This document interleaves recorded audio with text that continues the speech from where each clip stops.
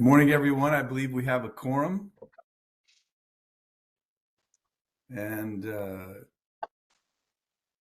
this meeting of the Board of Chiropractic Examiners is being held by teleconference. The date is Friday, January 16th, 2026, and the time is 9:03.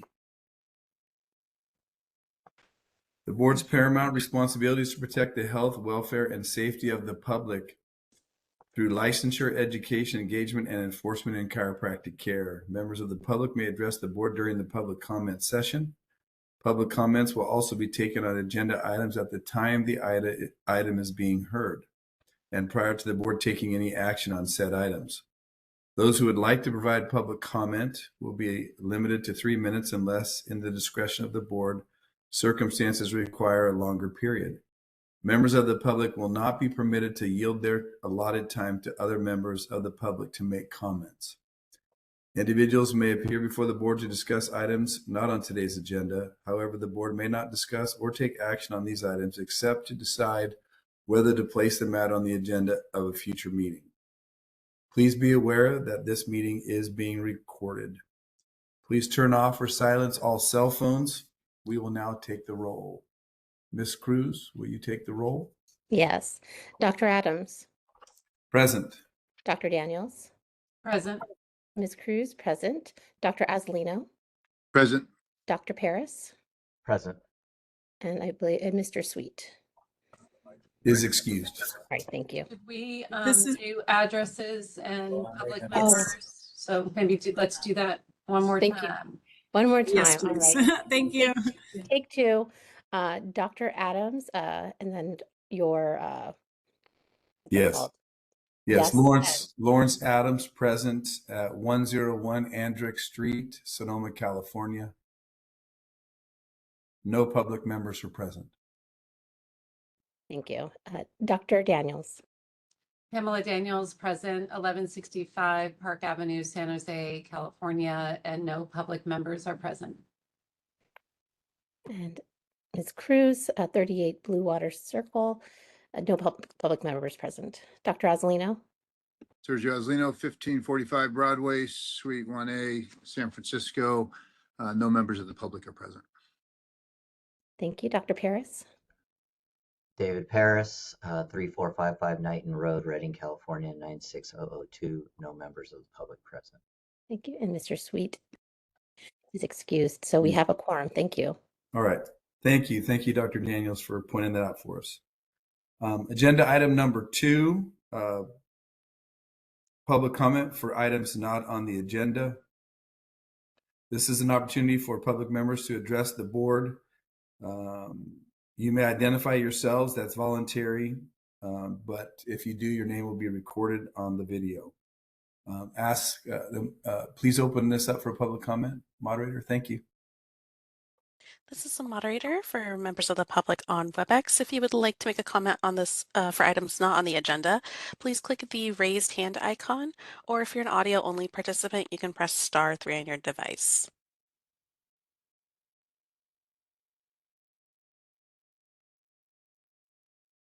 All right, and at this time, I do not see any requests for public comment. Thank you.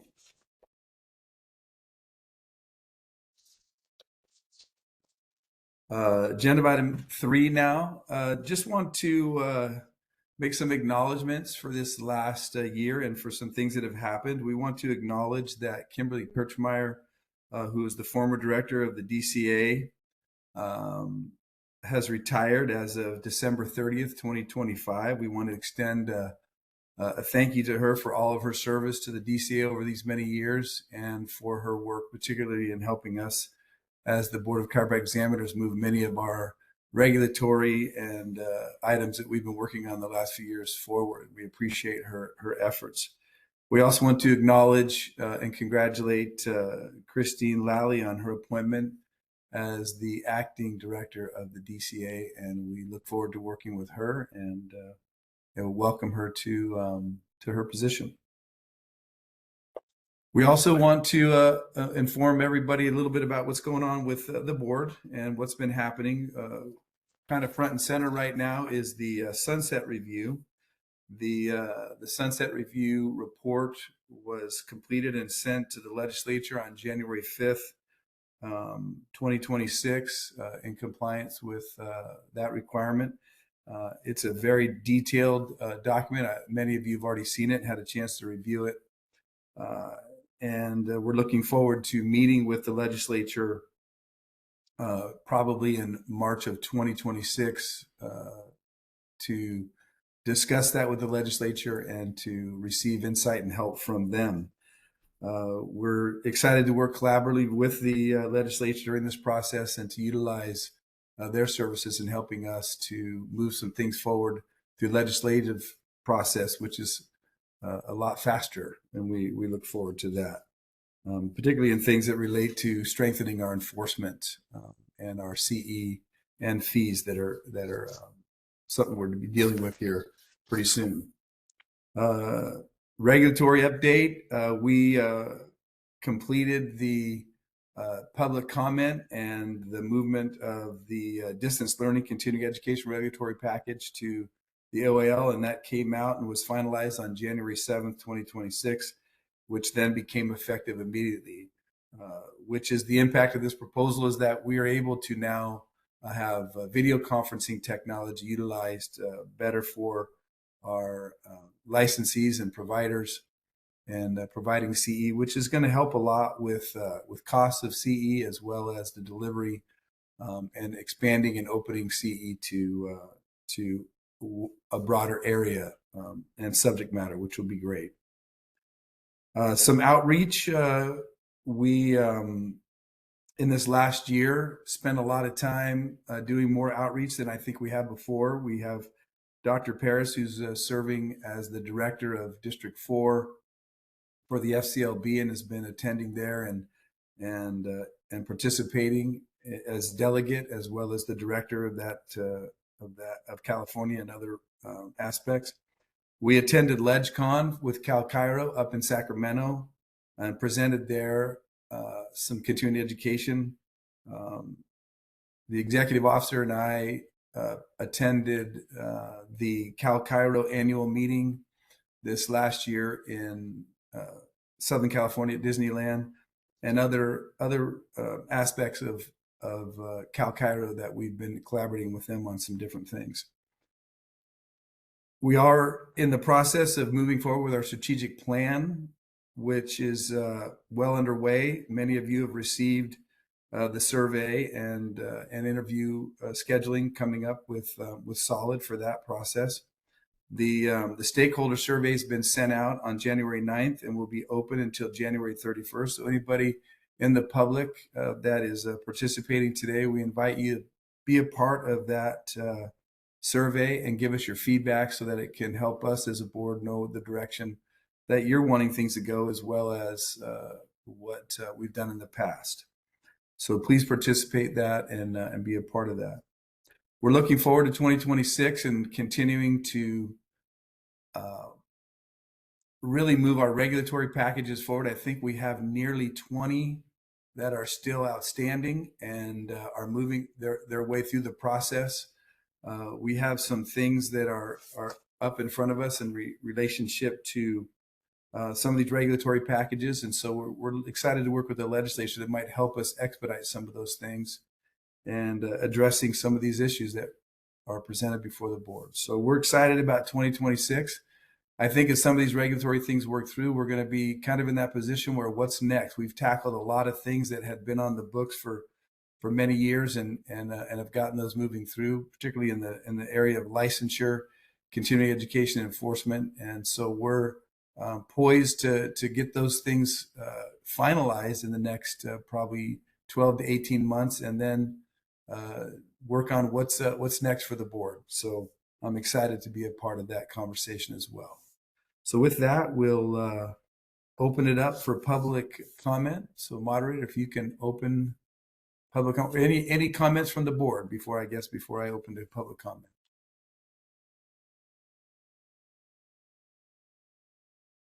Okay, thank you. If we can open that up for public comment, moderator, thank you. All right, this is the moderator for members of the public on WebEx. If you would like to make a public comment on this item, please click that raised hand icon, or if you're an audio-only participant, you can raise your hand by pressing *3 on your device. I'll pause a moment to allow the public time to access these features and submit their requests.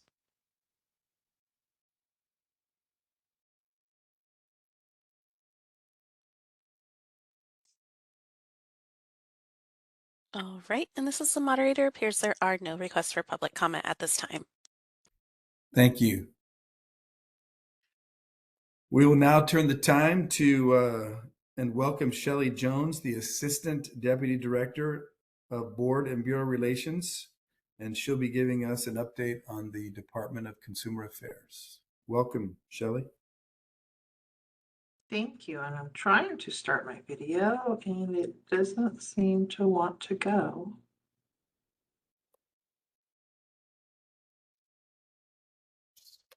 All right, best laid plans. I don't want to take up much of your time, so I will roll without my video. Okay, so good morning. My name is Shelley Jones, and as Dr. Adams mentioned, I'm the new Assistant Deputy Director for Board and Bureau Relations. It is a pleasure to be here today. Thank you for the opportunity to join you. As Dr. Adams also noted, we are excited to announce that Chief Deputy Director Christine Lawley has been named as the acting director for the department. She enters this role following the retirement of DCA Director Kimberly Kirchmeyer. Director Lawley brings extensive experience to the position, having served in multiple leadership roles within the department since 2013. She will lead DCA in this position until a director is formally appointed by the governor's office. The DCA Executive Office would like to thank the board and staff for their hard work and partnership in this last year. We're excited about 2026 and the many opportunities that await us. Did want to provide a few travel reminders as we enter the new year with the governor's budget just having been released. To best serve the public, it is incumbent upon all of us to ensure that we are being fiscally prudent in our decisions, especially when traveling for board business. On June 9th of 2025, the Department of Finance issued guidance for out-of-state travel during this fiscal year. Travel outside of California will be limited to essential travel that is required to conduct state business, and that means that requests should only be made for mission-critical needs. DCA distributed a memo to all boards and bureaus back in June detailing the criteria for mission-critical travel, including but not limited to enforcement actions, revenue collection, statutory requirements, auditing, and litigation. All requests for out-of-state travel must be provided to DCA's budget office 8 weeks in advance to allow for review by the department, our agency, and the governor's office. If there are any questions, please contact your assigned budget analyst here at the department. Additionally, DCA would like to remind members and staff to evaluate if a rental car is always necessary versus utilization of ride-sharing services. Carpooling is also highly encouraged when renting vehicles. We know that there may be new travel costs board members are experiencing as well, such as new baggage charges. So please keep receipts to ensure that you can get reimbursed for those. If you have any questions, please reach out to us here at memberrelations.dca.ca.gov, and we will assist you. As many of you received yesterday evening, our Form 7 Statement of Economic Interests is now in full swing as we kick off the new year. We wanted to provide that reminder about the Form 700 requirements, as they must be filed within 30 days of assuming office or leaving office and annually by April 1st. This year's annual filing period covers the prior calendar year, so that would be January 1st of 2025 through December 31st of 2025. Again, the deadline for filing will be Wednesday, April 1st. And to ensure compliance, we would love that everybody could complete those e-filings by Friday, March 20th. And as a reminder, DCA board members must file the forms through the FPPC's online portal. They no longer accept paper filings. You should have received an email from FPPC with instructions on how to file those forms, as well as an email yesterday evening from myself. If you have any questions, please don't hesitate to reach out. And then finally on training, unconscious bias training was recently improved by DCA's training unit, as they developed a version specifically for board members. This training will be added to your LMS accounts by the end of the month and incorporated into the onboarding process for all newly appointed board members. President's training is coming up on February 24th.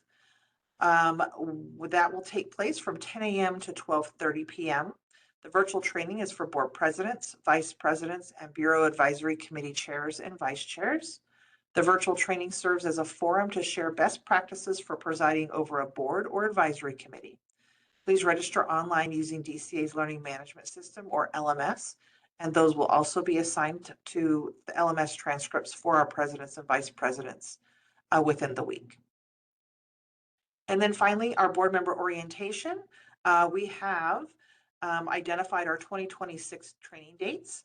As a reminder, board member orientation, or also known as BMOT, is an all-day virtual training that DCA offers, and it will be held this year on March 25th. Apologize, I believe that date has changed to April 1st, June 24th and October 21st. That training must be completed within 1 year of appointment and reappointment to the board. You can register for whichever date works best for you, and you can do that through the LMS. If you have any questions or need assistance accessing these or other trainings, please reach out to us and we can help you do that. We are also available to help you reset LMS passwords if you do not recall what yours is. And in closing, thank you for your dedicated service to protecting California consumers every single day. I appreciate your time and would love to welcome questions from the board. Thank you, Shelley. Appreciate that. Are there any questions from the board for Shelley Jones?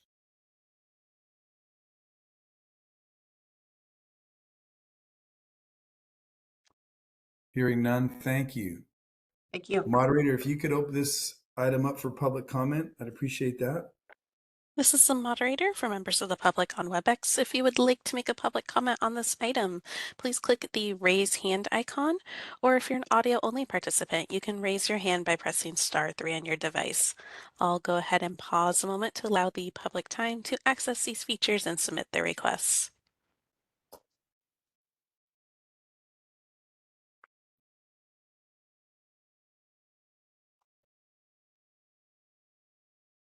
All right, this is the moderator. It appears there are no requests for public comment at this time.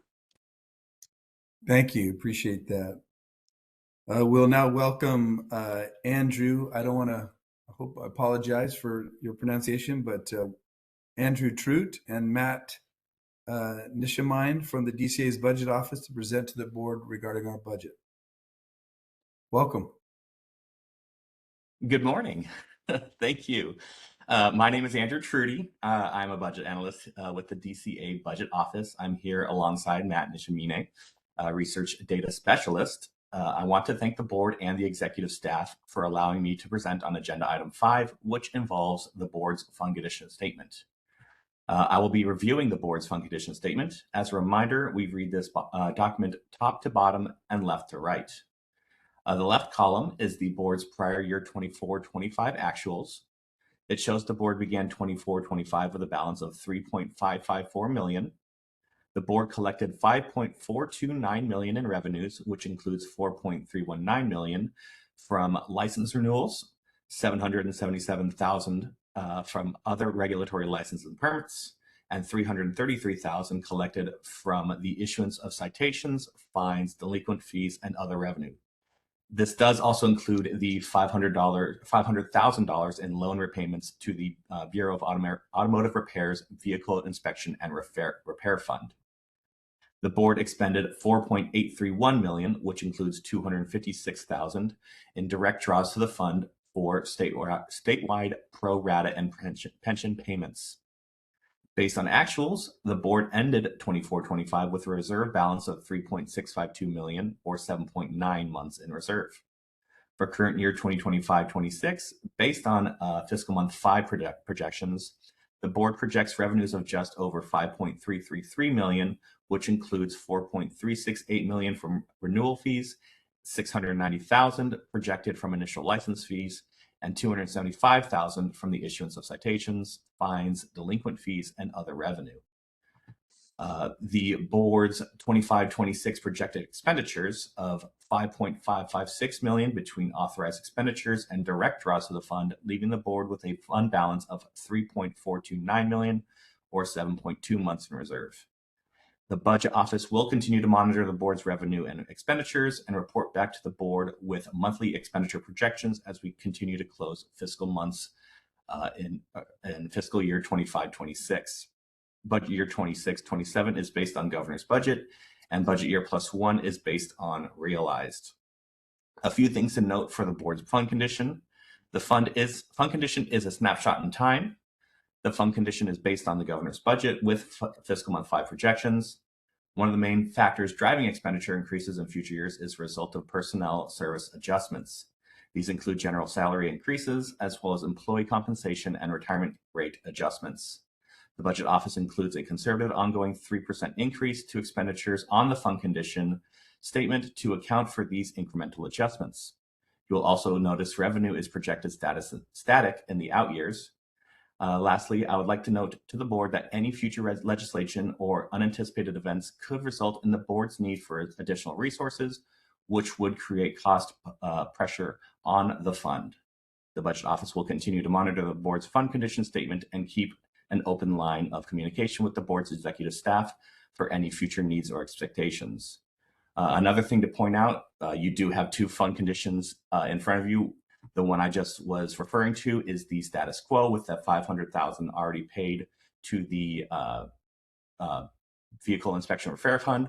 The second one represents a potential $250,000 repayment plan over the next 3 years, as well as the final $198,000 paid in 28-29 to close out that loan. That concludes my presentation, and I'll hand it off to Matt for further input. Again, thank you for allowing me time to present at today's meeting. Thank you, Andrew. Thanks, Welcome, Andrew. Hi, my name is Matt Nishimini. I'm with the DCA Budget Office and also Regulatory Unit. So I was happy to hear that you guys are excited about doing regulations. I'll be working with Stephen on those packages. Moderator, can we see the second slide? Thank you. And this is a moderator real quick. I just wanted to let everyone know that for the document, you will have to zoom in on your own. Unfortunately, I can't set the Zoom to be a little bit, closer, unfortunately. Thank you. Actually, can we go back to that first slide, please?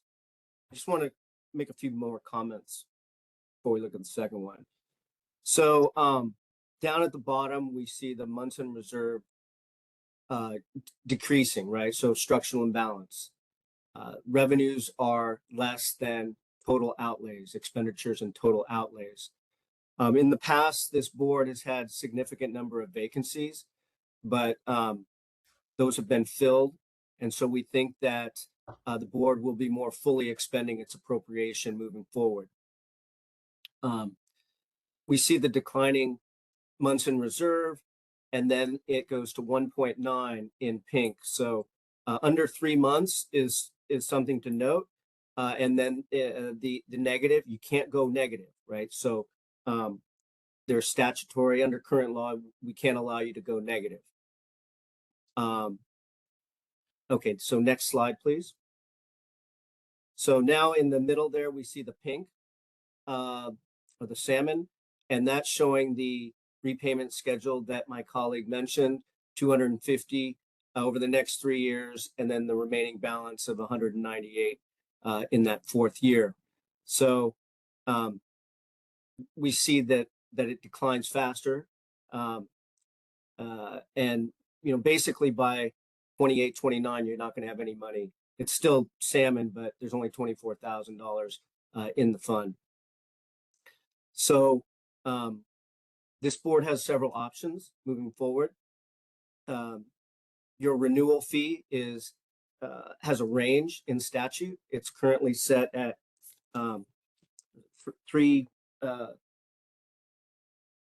300, and it could go up to, or 336 and it can go up to 500. We can do that through regulations, or you can go and, any increment up to 500, that would be the cap. If you were to go to the cap, you could bring in about 1.9 more million. And so that would eliminate your structural imbalance. It would allow you to repay this loan. Probably a good idea. This loan has been on the books for 10 plus years. So I know, speaking to the executive officer, there's an appetite to repay that loan. With that, I can answer any other questions that you may have. Hi, Matt. I had a quick question. Do you know the numbers as far as the tipping point to between 336 and 500 to be able to repay the loan? Or do we have to go from 336 to 500, or is there a tipping point somewhere in between those numbers? So there is a tipping point. We are working with the executive officer to come up with a full plan, a more thorough plan. We also talked with her about the CE hourly rate fee, and so that would also factor into our analysis. We just started wading into this a few weeks ago, so we will have more information, and we can come to you. If we do a regulatory package, right, we would come before the board with a thorough analysis, and the board would have to vote on any increase in the fees. And so at that time, we would probably roll out several different options for your consideration. Great, thank you.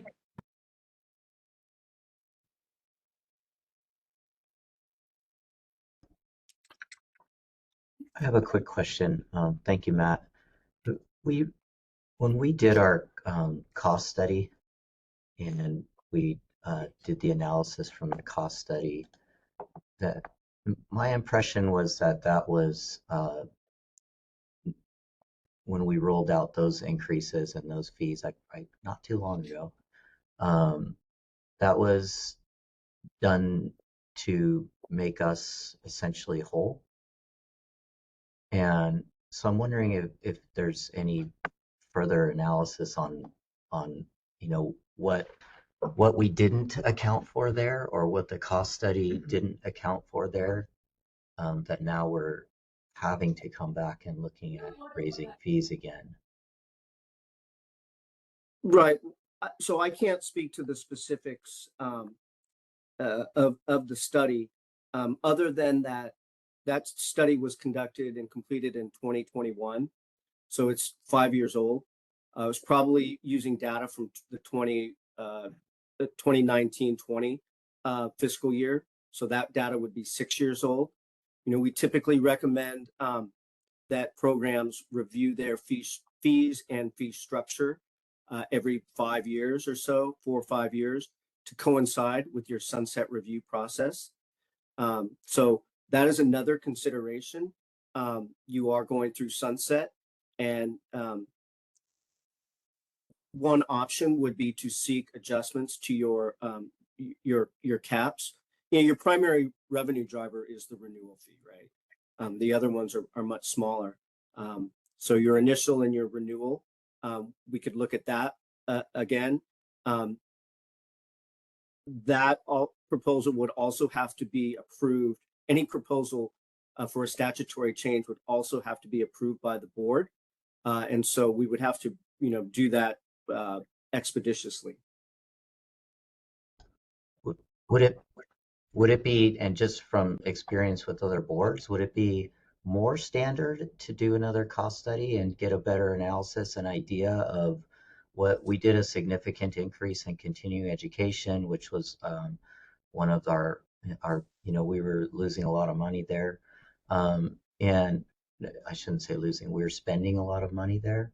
Or would it, I'm trying to figure out why the recommendation hasn't come forward as having us do another cost study and get another really, really detailed look at what's going to, I don't want to see the board back here in 5 years doing this again. So the feedback from boards in the past was that there was mixed success with the independent third parties fee studies. Um, the contracting process also takes time, and the contractors have varied experience. Some are better than others, but in the end, it's been the feedback from the programs that they haven't been completely satisfied with the contractors. As a result, we've started to take more of these analyses in-house and working with the programs. Also, the cost for these analyses has really gone up. For a board your size, it would probably be $100,000 to $150,000 to complete a study. And again, you may or may not find the conclusion satisfactory. And so one of the things my office is now doing is we're starting to assist the programs in analyzing their fees and their structure. So it's 100, 150 if we use an outside contracting company, is that? That's correct. And you can still do that. Right. So you just have to go through the regular procurement process. You would have to put a contract out. It would have to be bid upon. But I would expect for a full analysis, I would say that would, the minimum, it would be 100 to 150,000. It's basically based upon the number of fee types you have and the complexity of it. And it's essentially, I mean, we would get relatively the same type of analysis from you and your staff.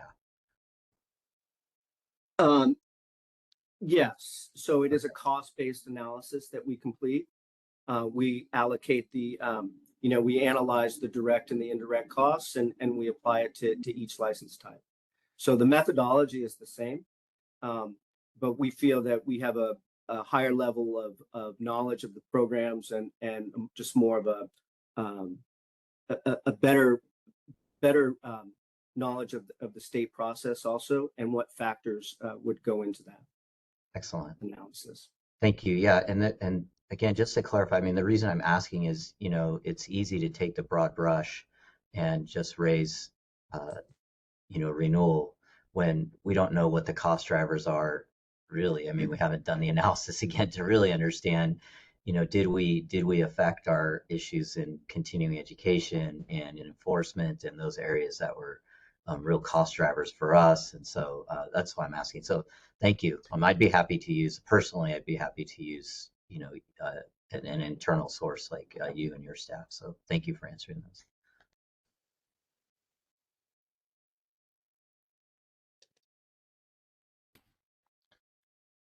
Thank you, Dr. Paris. Is there any other questions or comments for Matt or Andrew before we release them? Well, hearing none. Thank you, Andrew. Thank you, Matt, for your time and your answers to our questions. I know that just one comment, Kristen Walker and I have been meeting weekly and having discussions about this. So we're on top of things. And as we get closer to these issues in the next few months, we'll be presenting some good suggestions and ideas and working collaboratively with internal groups within the DCA to meet this demand that's coming up in the next few fiscal years. So thank you again for your time and effort on our behalf. Thank you. We look forward to working with you. Thank you. Fantastic. Thank you. If we can open for public comment on agenda item 5, moderator, thank you. This is the moderator for members of the public on WebEx. If you would like to make a public comment on this item, please click the raise hand icon, or if you're an audio only participant, you can raise your hand by pressing *3 on your device. And it looks like we do have a request from Dr. Makani Liu. And Dr. Liu, you will be given 3 minutes to speak with a 15-second warning. Please click the unmute me button when the prompt appears on your device. Thank you.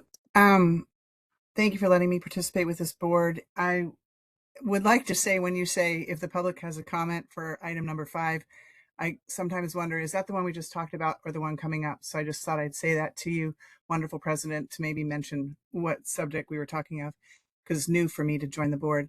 But if we are talking about what we were just talking about with in terms of the budget and how to deal with the loan, I would like to commend Dr. Paris for his comments. I think it's very important that exactly what Dr. Paris said in terms of perhaps we need to take another look at the review. And I liked what we heard. That's all. Thank you. And yes, the public comment was for agenda item 5, so you were spot on. Thank you. Any other public comments, moderator? This is the moderator. Appears there are no further requests for public comment at this time. Thank you. Agenda item 6, review and possible approval of December 9th, 2025 board meeting minutes. I'll open it up for discussion or for a motion to approve. I'll make a motion to approve. Sergio Azlino. I second, Ms. Cruz. Thank you. Any other discussion? Hearing none, moderator, if we can open up public comment for agenda item 6. This is the moderator for members of the public on WebEx. If you would like to make a comment on this item, please click the raise hand icon, or if you're an audio only participant, you can raise your hand by pressing *3 on your device. I'll pause a moment to allow the public time to access these features and submit their requests.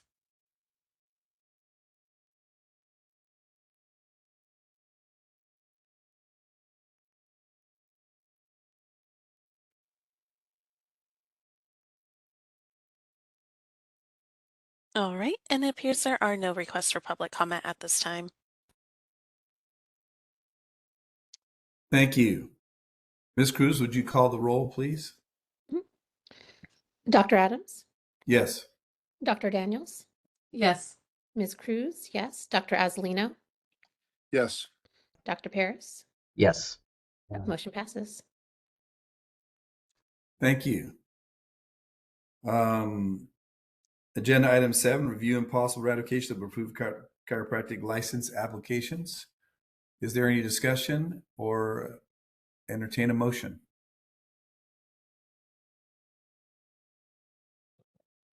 Make a motion to approve. Dr. Azlino has made a motion to approve. Any second? I second. Dr. Daniel, second. Thank you. Moderator, if you can open this up for public comment for agenda item 7. This is the moderator for members of the public on WebEx. If you would like to make a comment on this item, please click the raise hand icon, or if you're an audio only participant, you can raise your hand by pressing *3 on your device.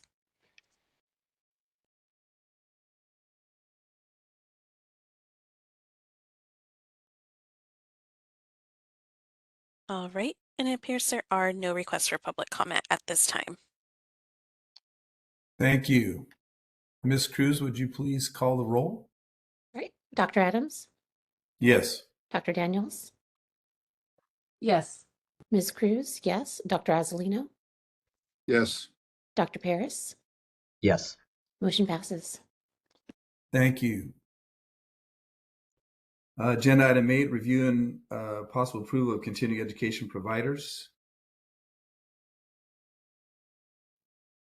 I'll make I'll a motion. open for discussion. Okay, thank you. Yeah, I'll make a motion to approve the continuing education providers. Second,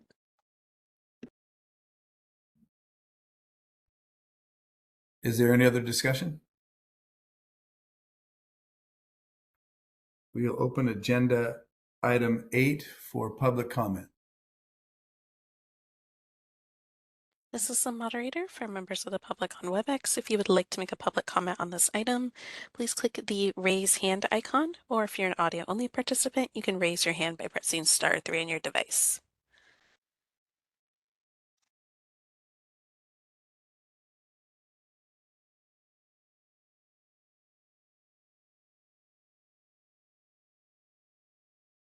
All right, and this is the moderator. Appears there are no requests for public comment at this time. Thank you. Ms. Cruz, would you call the roll for agenda item 8? All right. Dr. Adams, Yes. Dr. Daniels, Yes. Ms. Cruz, yes. Dr. Azalino, Yes. Dr. Paris. Yes. Motion passes. Thank you very much. We'll turn the time for agenda item 9 to our executive officer, Ms. Kristen Walker, to address this item. Thank you. Sure, thank you. So this item this morning is pretty straightforward. Annually, the board needs to select 2 board members that are going to serve as the delegate and alternate delegate to the Federation of Chiropractic Licensing Boards and the National Board of Chiropractic Examiners. Traditionally, the board will appoint the board chair as the FCLB delegate and NBCE alternate, and then the vice chair as the FCLB alternate and the NBCE delegate. Another item I just wanted to, one of the duties of being the delegate is being the board's representation and vote at the annual meeting, which is coming up. There's the annual conference and meeting April 29th through it's actually May 2nd in Atlanta, Georgia. So the only request would be when selecting a delegate, alternate delegate, try to select at least one individual who's going to be able to attend that conference in Atlanta so we can have a vote at that meeting. So with that, I'm going to just turn it right back over to the board to make those selections. I've also got some suggested motion language there that we can use after we've figured out who we're going to nominate. Thank you. Thank you. I am not able to attend either of the meetings this year due to conflict in scheduling. So I would defer to Dr. Daniels as the vice chair if she is available for the April 29th through May 2nd meeting. So I'm not available for that one, but I can make myself available for the September 3rd meeting in Anchorage. Okay. So just as a reminder, that is the Labor Day weekend. So which I'm not quite sure why they chose that weekend, but they did. So the other option I was looking at is either we send another board member or Dr. Paris could once again act as our delegate since he will be there in his capacity as the director. I'm assuming you're attending, Dr. Paris, in Yes. April. So Yes, both meetings. that might be an option that would, since he's already going to be in attendance in his capacity as the district, he could act as our delegate again as he did last year. And I'm assuming you're willing to do that. If that's. Yes. But having said that, I'd love to give the opportunity to another board member if that's something somebody would want to do.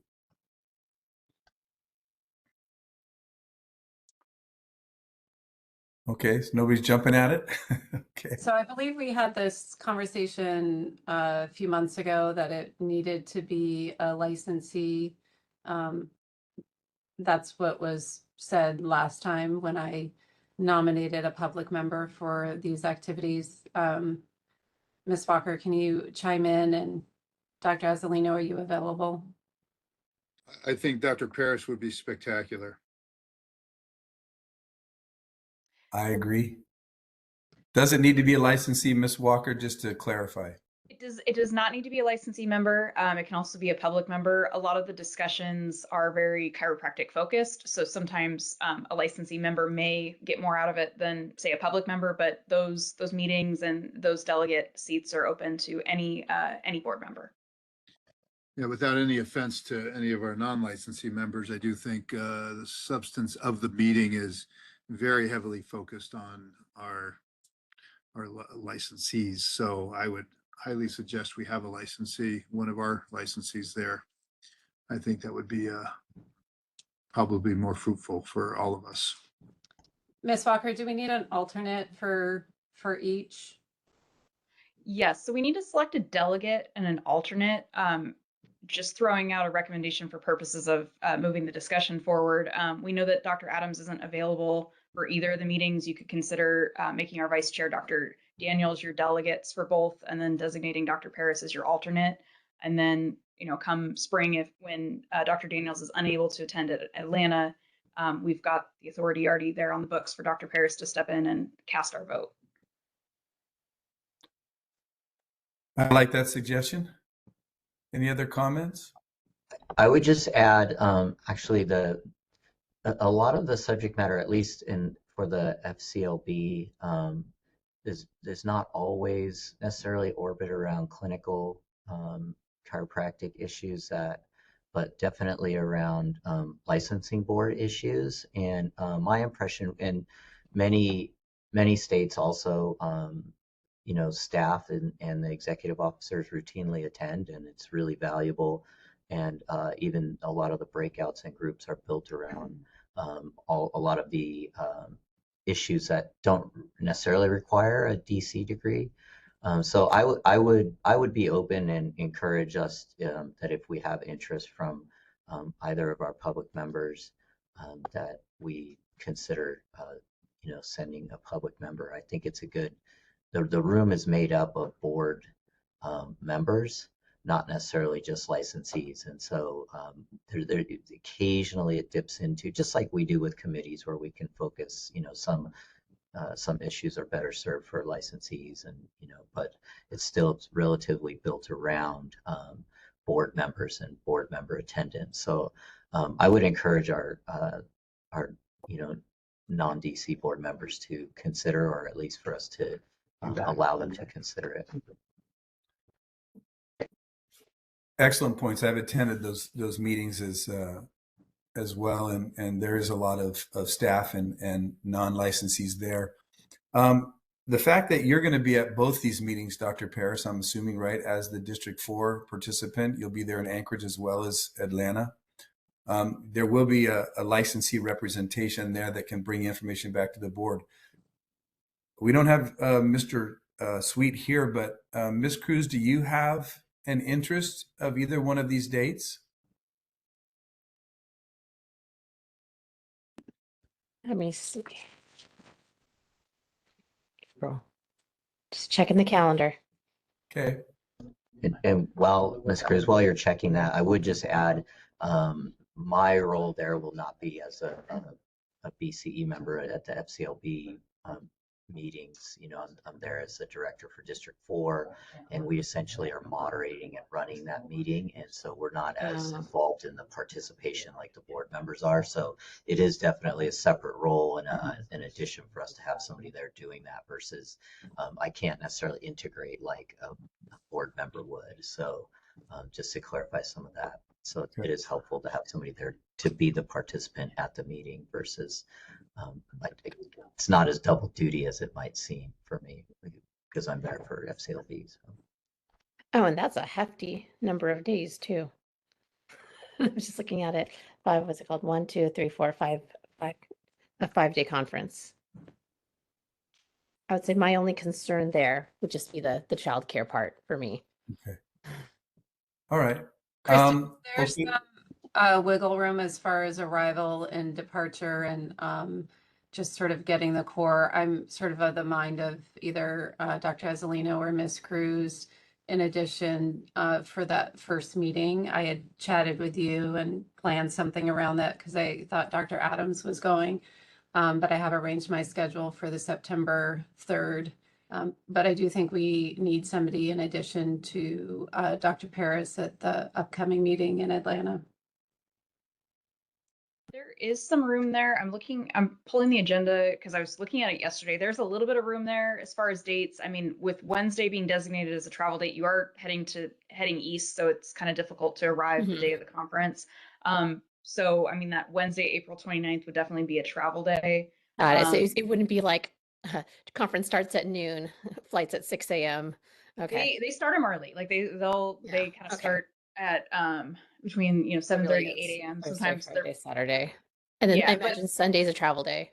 The Sunday is where the 3rd is what can get cut, because when I was looking at it, the conference really ends more at around lunchtime on that Saturday. So there's the capability for returning Saturday either afternoon or evening. Got it. you definitely we don't technically need Sunday the 3rd. So even like looking at my own kind of reservation, I was planning to cut that last day off and come back on the 2nd. So looks Okay. like, let me double check yeah, because they do voting on that all of those days. So the Friday, it looks like, and correct me if I'm wrong, Dr. Paris, I'm just glancing at the agenda, but it looks like there's voting activities occurring Thursday through Saturday. So those are like the core days. Definitely usually done by noon, 1 o'clock, that you can be out, and the meeting will usually be over by that time. I think Okay, that makes I it think less scary. Then yeah, then I can be open to those dates. Okay, well then I suggest that we have should we have the main delegate be Miss Cruz, Miss Walker, and then Dr. Paris is our, sorry, go ahead, Miss Cruz.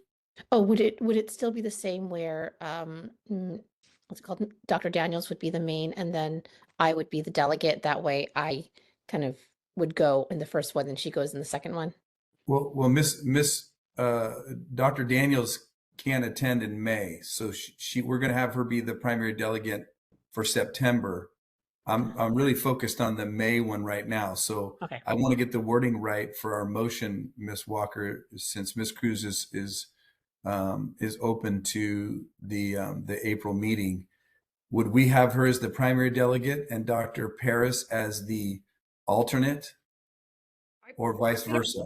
I've got a proposal for you. So I would recommend, based on the discussion, go ahead and make Dr. Daniels your delegate to FCLB and NBCE. Designate Ms. Cruz as your alternate delegate to FCLB and NBCE for the year. And then if for some reason Ms. Cruz is unable to attend the annual conference, we do have a board meeting coming up on April 16th. So the board can vote again to substitute in Dr. Paris as needed to be our delegate. So you can make that motion today, and then keep in mind we do have another board meeting. So if we have to make another last minute change, we can get another vote on the record, and I can make that subsequent submission into FCLB and NBCE. And worst case scenario, I could take a look at shuffling some things myself if Ms. Cruz is not able to get appropriate coverage. Okay. So we have the April 16th to deal with that if that comes up.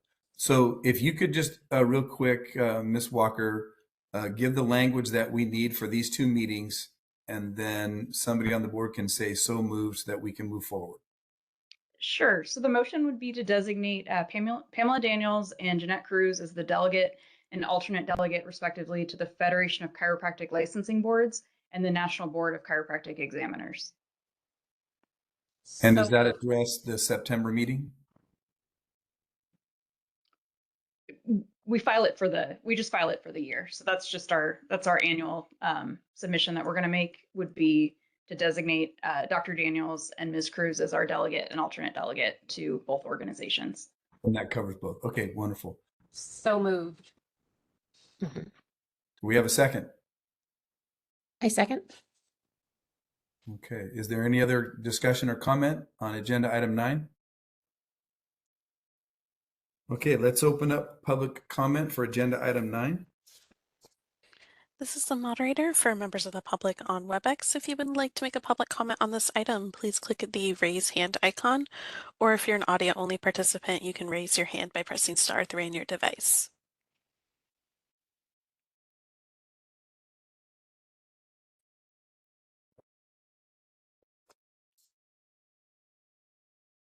All right, this is the moderator, and it appears there are no further requests for public comment at this time.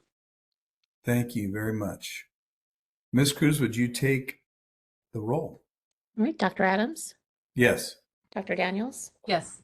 Ms. Cruz, yes. Dr. Azzolino, Yes. Dr. Paris. yes. All right, motion passes. Thank you. We want to welcome Greg Hershey, the Vice President of EBAS Operations, and welcome him to present on EBAS. Mr. Hershey, welcome. Welcome, everybody. Let me switch to my other camera here. There we go. Thank you for taking a few minutes out of your meeting to talk about a little bit of the science behind the EBOS exam. I wanted to share with you some of what makes the structuring of the assessment effective and some of the recommendations that we have for boards who use it. I think your board has been using this for quite some time, and I believe that there's some familiarity with how it works. But some of the psychometric analysis that we've recently done is helpful in understanding the construct. So we have a full-time psychometrician who reviews the assessment and makes sure that it's accomplishing the scope of what it needs to. He works in analyzing confirmatory factor analysis, item response theory, and he looks at reliability across domains. What you see in front of you is the factor analysis that was done by him, and it's a great construct that explains the differences in our assessment between the moral and ethical construct and then the individual domain components of the assessment.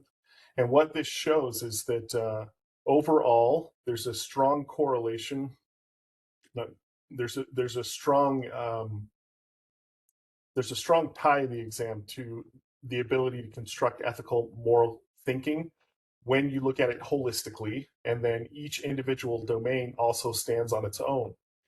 What we recommend is that boards assign 3 or more assessments to these constructs that you can see in the middle there to improve the reliability and the defensibility on the exam. That gives you that ethical moral compass review of what licensees may be thinking as they approach scenarios that they're given. And then you can see that the factor loadings, the residuals, the questions that we're asking really break up into a number of different responses that they provide before we analyze the big picture. So that's kind of the overall overview of what this looks like. I'm happy to take any questions. We can also take any conversations offline if needed, but I'll pause there and see if there are any questions about the EBOS assessment and the recommendation on number of assessments. Thank you. We'll open it for the board for any questions or comments.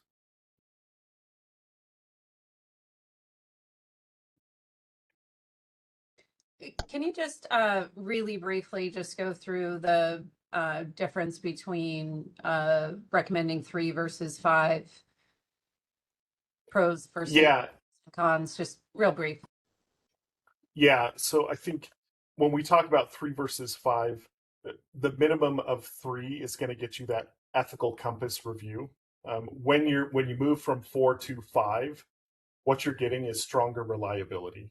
So, and think about that as defensibility. You're going to see stronger correlations, and it's outliers have less of a pull. Perfect. Thank you. I have a quick question. Greg, thank you for being here. I feel like when we started to kind of utilize multiple, different areas and focus it on the violation, and instead of just kind of putting all of them out there at once. So, but we found ourselves not necessarily just doing 2 or 3 or 4 or 5, but we found ourselves like doing 2 in boundaries, or 2 in other words, doing multiples in an area. Is there any information or data on the idea between or better or worse, or how assurances of rehabilitation, et cetera, when we're doing that, when we're using, like, let's say we just did 3 in fraud and 1 in or 2 in professional standing, et cetera, whatever the mix might be, other than just multiples.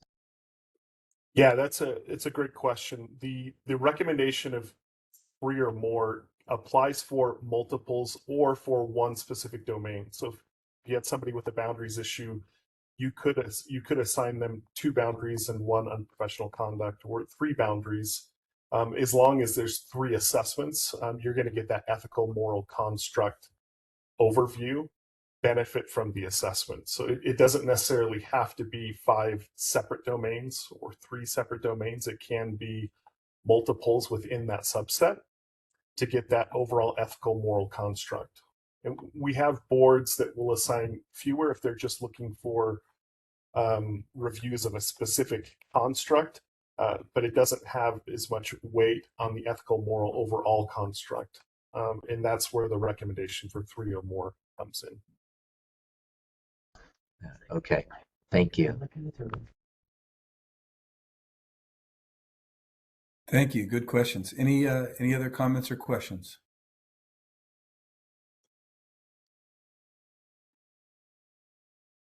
Okay, hearing none. Thank you, Greg, for your presentation. Appreciate that. Thank you very much. Have a wonderful day. You as well. We'll open up agenda item 10 for public comment. This is the moderator for members of the public on WebEx. If you would like to make a public comment on this item, please click the raise hand icon, or if you're an audio only participant, you can press *3 on your device.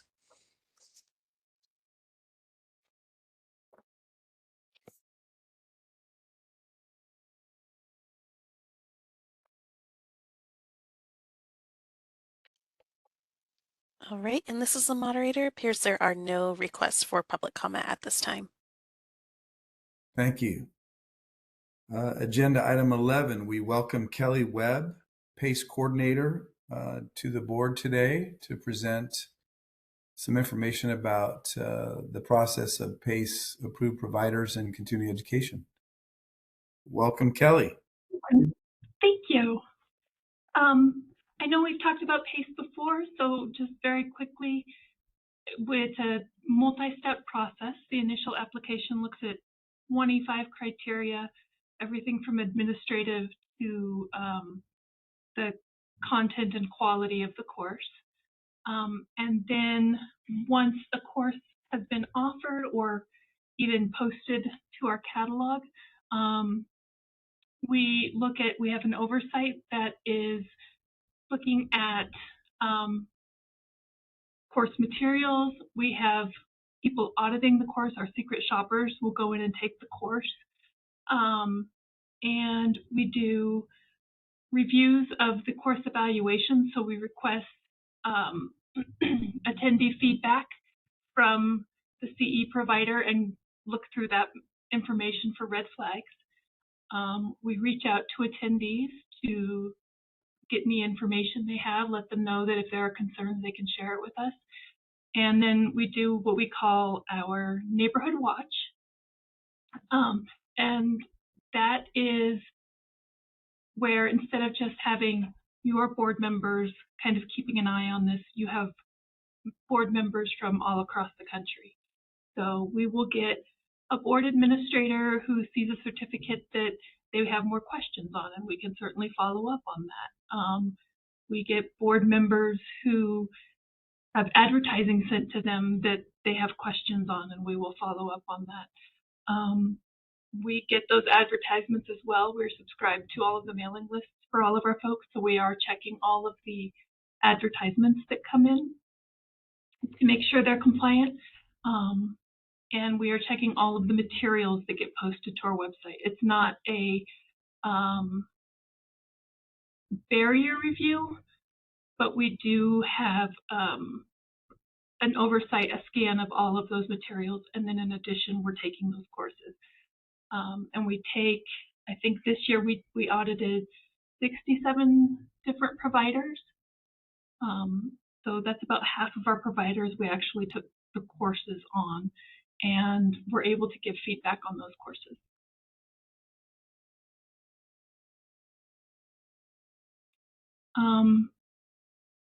So I think because this is obviously it's the PACE is a service of FCLB, so our goal here is to take some of the work off of your staff desk. And I know California, like many licensing boards, has really struggled with the workload of CE review. So this is just one way that we can help with that. It's a free service to our licensing boards. That's kind of the quick flyover. If you have any questions, I'm happy to answer those. Thank you, Kelly. Appreciate that. Questions, comments from the board regarding this agenda item? Hi, Kelly. Thanks for being here. Appreciate it. Hey, I had a couple questions. You answered some of them. I was just wondering, I was reviewing kind of the audit forms and under, content, say not relevant to contemporary practice, what documentation and resources are you guys using to determine that statement? We do outlines and course objectives. Some of the one credit courses may not have very robust outlines and objectives, but they are required to submit something to us that we can go over and make sure is compliant. Yeah, I got that, but I was just wondering, for your reviewers, what are they comparing that chiropractic course content as contemporary or relevant? Like, are they referencing, the occupational analysis? Are they referencing different states as far as the core competencies that we require for continuing education? Does that make sense? Yeah, and we don't have a specific governing document that outlines those competencies. We usually do training with them that looks at the PACE standards for minimum competencies, but most of that is reliant on what CCE standards are. Okay. And then what internal rubrics are you guys using for your reviewers as far as establishing an inter-rater reliability when you are doing audits?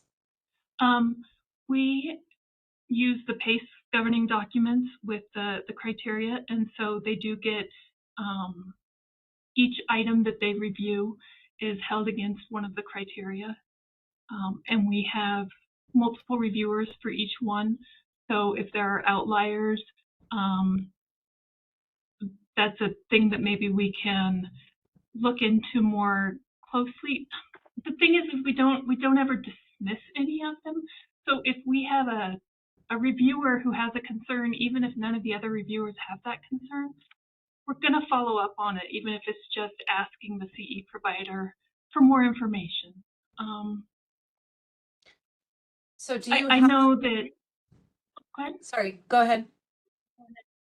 Oh, I know that in test development, they kind of find the median. We look at everything.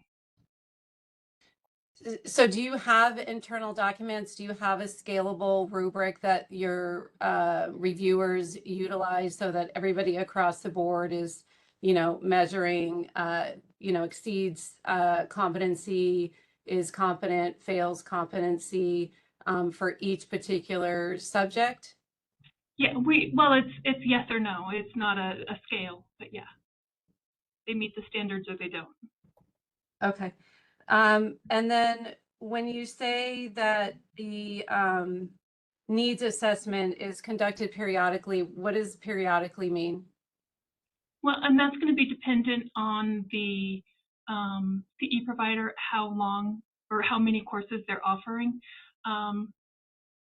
Almost universally, the needs assessments are going to be done based on evaluations after every class, because we do require an evaluation after every class.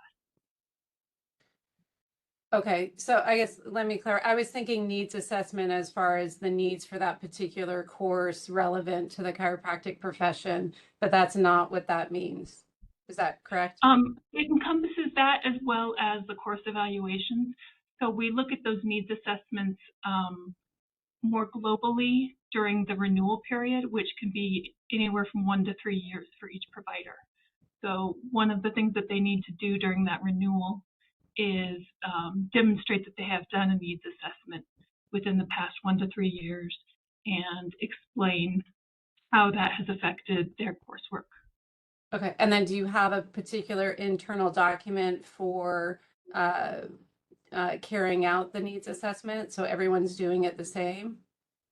We do not. We do allow them to create their own needs assessment. Okay, and then the reviewers, what is their like? Is there an educational background or minimum for the reviewers as far as in education to be reviewers?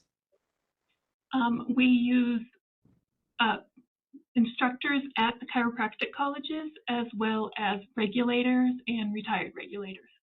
Okay. I think I had one more question, but I will stop right now and see if anybody else had any questions, and then I'll be back.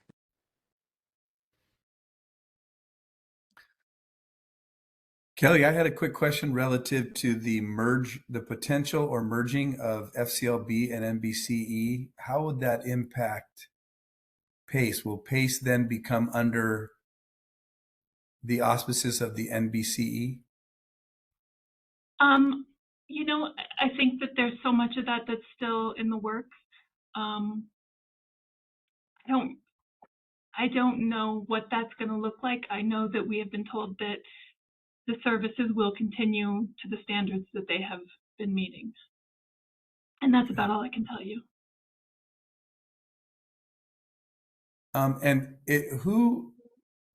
If there is, I've kind of been looking for this. Is there an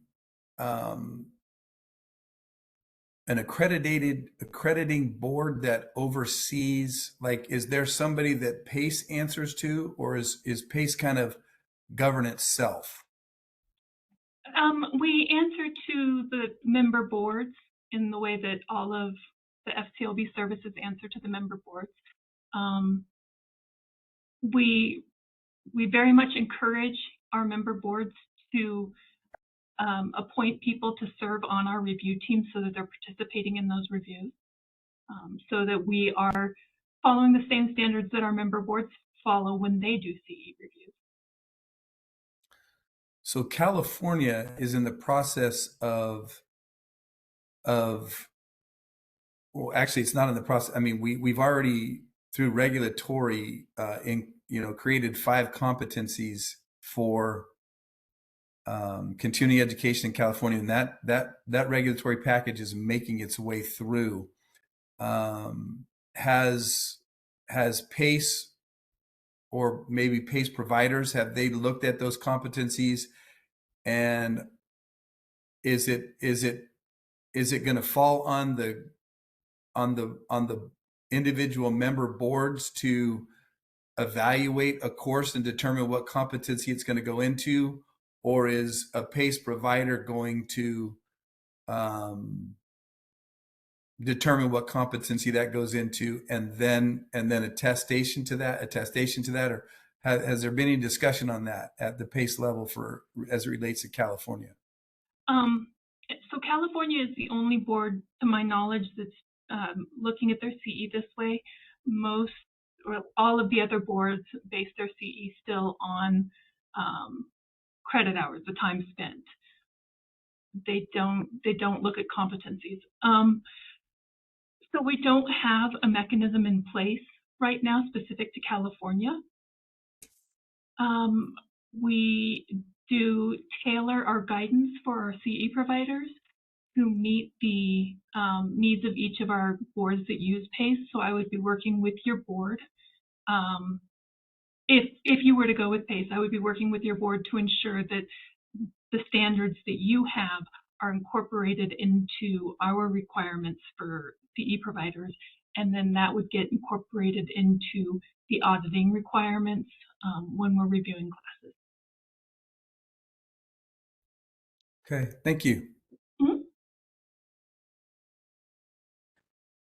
Hey, Kelly, me again. One more question. I might have missed it. In the for your recommendations or requirements for the providers, does the synchronous and or asynchronous classes have required to have like a little examination at the end for proof of attendance? Very much so. Okay. In addition to that, we have other requirements for things like keyboard timeouts. So a chiropractor can't turn on the video and go treat patients and then come back and take a quiz. Okay, great. And then under the kind of the things that you listed, 21 was educational methods must be reasonable and appropriate. Do you guys have an internal definition of what that means? No, I think that's a flexible thing that that's generally evaluated by the committee. If an issue comes up, the committee will determine whether it meets those standards. Okay, great. Thank you. And thank you for your time. Appreciate it. Thank you, Dr. Daniels. Other questions or comments from the board?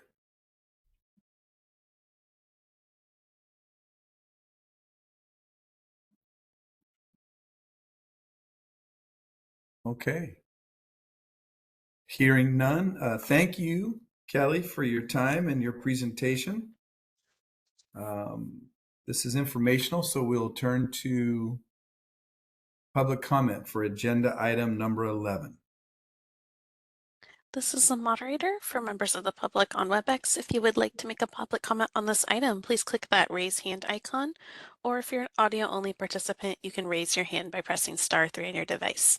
And it looks like I do have a request from Dr. Liu.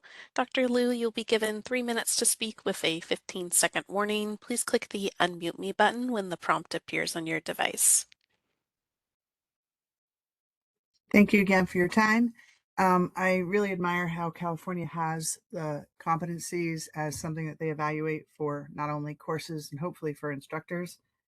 Having just left the private sector of working at Palmer for 24 years and now doing continuing ed on my own and creating courses, I really welcome the idea that California become one of the PACE members. And I think it'd be really incredible if that wonderful part about the competencies was integrated into the PACE system.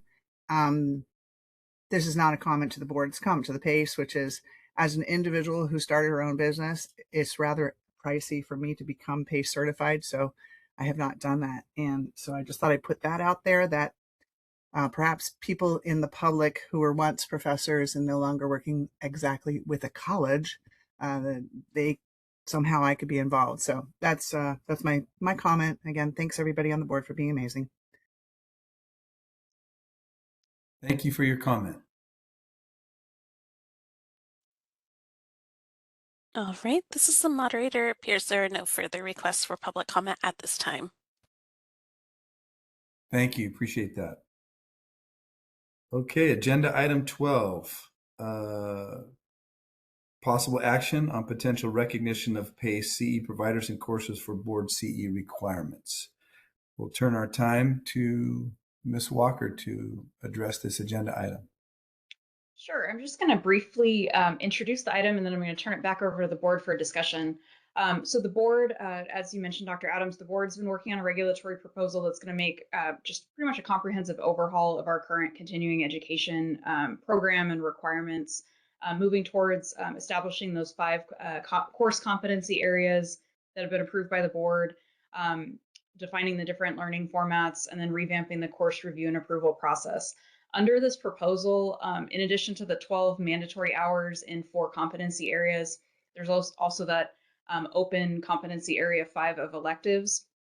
And the board also identified some additional activities that licensees can do that would also qualify for those additional 12 hours of continuing education that they need to fulfill. Everything from obtaining basic life support certification, completing supervisory level sexual harassment prevention training, attending a board meeting, participating as a subject matter expert for the California law examination, serving as an examiner to NBCE, and then also completing CE coursework that's been approved by the Division of Workers' Comp or any of the other DCA healing arts boards. Currently, we took a look, and with the exception of the California Naturopathic Medicine Board, unfortunately, the other DCA healing arts boards don't currently allow for some sort of reciprocal acceptance of our board approved CE for their licensees. So as the board was developing the regulatory proposal, the board looked at the PACE criteria that was being used as far as identifying when someone met that criteria to be a provider. And recognizing that, the board established language that allows for entry into California CE. You either have to apply to the board for approval as a continuing education provider, or you can demonstrate that you've met the PACE criteria and that you're a current PACE provider, which would enable you to be able to submit your courses to the board for review and approval. During recent meetings, Dr. Paris had requested an agenda item for the board to reconsider granting CE credit for PACE courses, citing their audit system and the board's current acceptance of the CE that's provided by the other healing arts boards. So with that, I'm going to turn it back over to the board to engage in that discussion. And what we're seeking at the staff level is direction on where we're going to head on this topic. So with that, I'm going to turn it right back over to the board. Thank you for that overview. Open up for discussion for the board.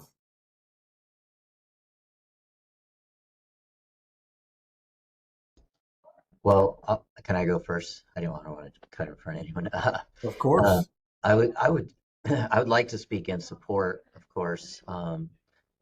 I just recently was looking at attending a large scientific conference, ACC RAC, which is the largest scientific conference in our profession, nationally held.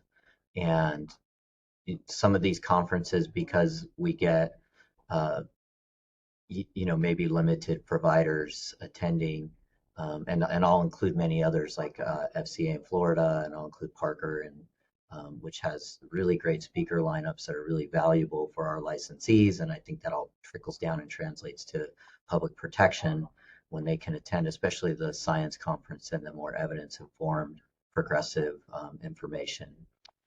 And a lot of these conferences are simply, they're utilizing PACE because they're national. They're not just in California. And so we're somewhat inhibiting our licensees from being able to attend these and get CE credit. And my role here at the VA as a supervisor for a number of chiropractors and chiropractic clinics in the VA system, we often will support some CE engagement to our providers financially and through travel and funding, et cetera. But that's really difficult to do if there's no CE for California licensees. And so a number of our, just as examples, a number of my VA colleagues who I encourage to attend things like ACC RAC, et cetera, are inhibited from doing that in a lot of, because they're offering PACE, but we're one of the only states that doesn't accept it. And when we get to these events, we see that all of our other colleagues throughout the United States are at least getting some credit in some form for their CE. So I think this removes a block to being able to have attendance. And I'd also say I'd like to engage in the discussion with PACE and thank them for coming. Thank them for coming to our meeting. I think we already have numerous CE vendors. The cottage industry of CE in California is not small, and we have a number of large CE providers that we've never asked these questions of. That have how do they vet all their different courses, and so I don't think we've ever been presented with a more robust mechanism, process, and procedures to do this. And so that's really just my supportive comments that we at least at a minimum consider equating PACE to what we already accept, which we've discussed this before, but I'll repeat it just because it's new call, new day. And that is that we routinely accept, other healing arts boards, continuing education online. For those familiar, we have no control of that. We don't know what those processes are. We don't know what those procedures are. We just know that their board said yes, and we say yes too. And I'm not denigrating that decision. I think that that's fair, and it's good for us to have integrated, you know, practice ideas trickle into chiropractic education. And I'm a huge proponent of personal interest, continuing education, and developing specialty areas. And I think this also supports that. And I think the last point that I would make is that you know, as CE evolves, I think this just supports our continued evolution, as we've done, I think, really well to this point. And I hope that the board will reconsider, and thank you for letting me speak. Thank you, Dr. Paris. Any other comments or questions? I do have a comment, Mr. Chair. I do believe, I agree with Dr. Parrish in many regards. I do believe we need to expand our continuing education far beyond just PACE, especially given that they're self-accredited. There is the Accreditation Council for Continuing Medical Education, which has a very high standard. And I do think that arguably a higher standard than many of the providers that we're currently approving. So I think we need to broaden our horizons for our continuing education and just have a little bit more of a vast reach and allow our licensees to take various different courses as long as they're meeting appropriate criteria. Thank you. Kind of comment, partial question. I imagine kind of in this decision, what's it called? We can decide to, and if anything happens in the future, we can kind of rescind that decision. Dr. Adams, you mentioned that there is kind of a, let's say, organizational changes. And I know with organizational changes, in general comes, what's it called? Potential changes in practice. And so, you know, just something I'd want to just keep kind of in the back of our minds that, like, I agree with what everyone's saying right now in terms of kind of one, the fact that the standards are there, the high standards are there, and then actually broadening kind of the opportunities for kind of our licensees within the state, but also just kind of being cognizant of kind of who we're partnering with in that, and especially if they're going through changes, just to monitor that. And if there's kind of listen to any feedback along the way as that happens. Thank you.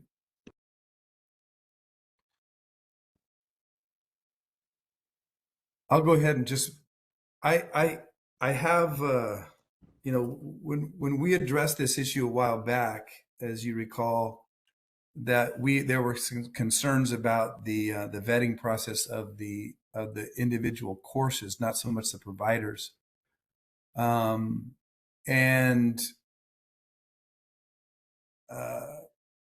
I still have some reservations and concerns about the vetting of some of the courses and the fact that we're moving into these competencies.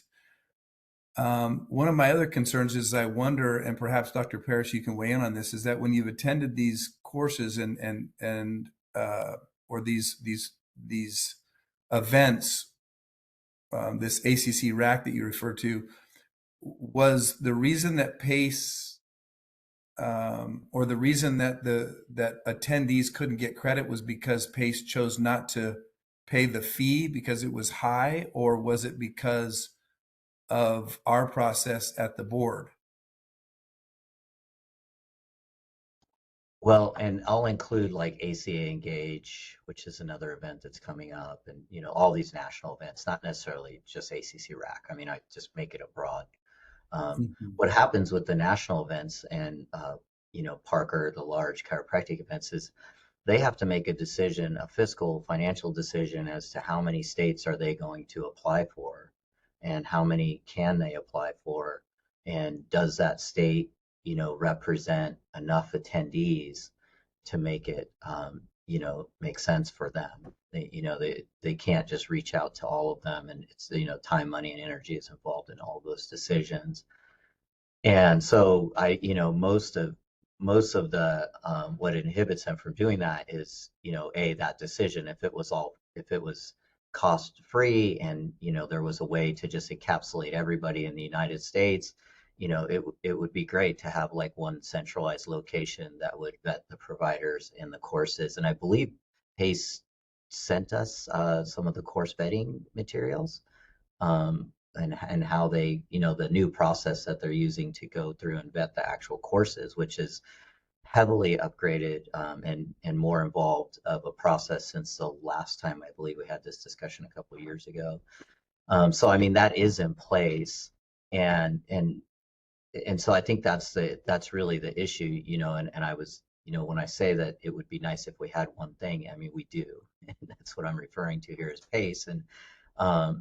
And because the large groups can't, the big college homecomings, you could go through every chiro college, and we have graduates, I think, of every chiro college in California, and they do their homecomings, and it's hard for them. It's hard for Logan, for example, to reach out and say, okay, are we going to do California? But they may have, a dozen or so, graduates coming back, or Palmer, does a big event in Iowa, and, and et cetera. So I think there's more than just the big national, there's also the alumni that like to go and do those events. So, but I think that's the main thing. It's, it's that it's cost prohibitive. And so that kind of holds us back. Well, that's kind of my concern is I feel like that before the fee increase, this was a non-issue because, people had that, had the ability to, and so that the cost was, and I think I guess that's where I come down on this, is that I feel like, that, our board has, things in place that, that give us the opportunity to vet these, and perhaps we can increase the strength of that process. But I think the fee is more of an issue than it is, and also the issue of the competencies that are coming up, because we have these regulatory package going through where then the competencies, and I don't know that Kelly was able to specifically address, what they're going to do with that, what that's going to look like. And perhaps maybe we need to look at that before we, make a decision right now, that we look at what is that going to look like when they do get to that point. Because who's that going to fall on? Does that fall on the board then to make sure that PACE is doing that, or or PACE going to do that? And I think that line is, will be blurred until we get more, concrete about what's going to happen in that regard. And also, I think that we have to address the fee. Clearly, we've got the fiscal issue here pending, and we do have the fees that have to be addressed to make that. And as we can see by the diagram here, as the attachment to item 12, is that we've had a drastic reduction in courses because of the fee. I think when we address the fee, those courses will come back up in comparison to where they were. And then I think this issue kind of takes care of itself, that PACE providers can still have their national appeal, but also be able to, have, payment to the board to have their courses looked at and make sure that they're consistent with our competencies and with what we're suggesting as important for chiropractic education and continuing education.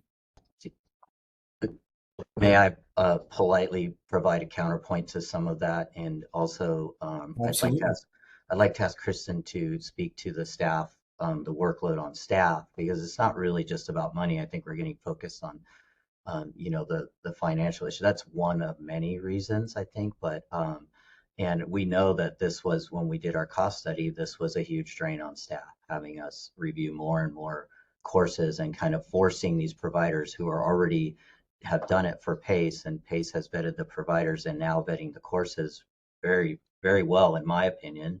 I see no objection to how they do it. They're the only providers. We do have some in, nationally and in California where we approve them. And we do not have a handle on this because the units that we approve that come from the other healing arts boards, we have no say in that. I was just online, and Dr. Aslino mentioned ACCME, and you can get, we can get ACCME credits. You can get it through the other healing arts boards, at least partially. And I think we're conflating the idea that it has to necessarily apply to the mandated CE components, which it doesn't.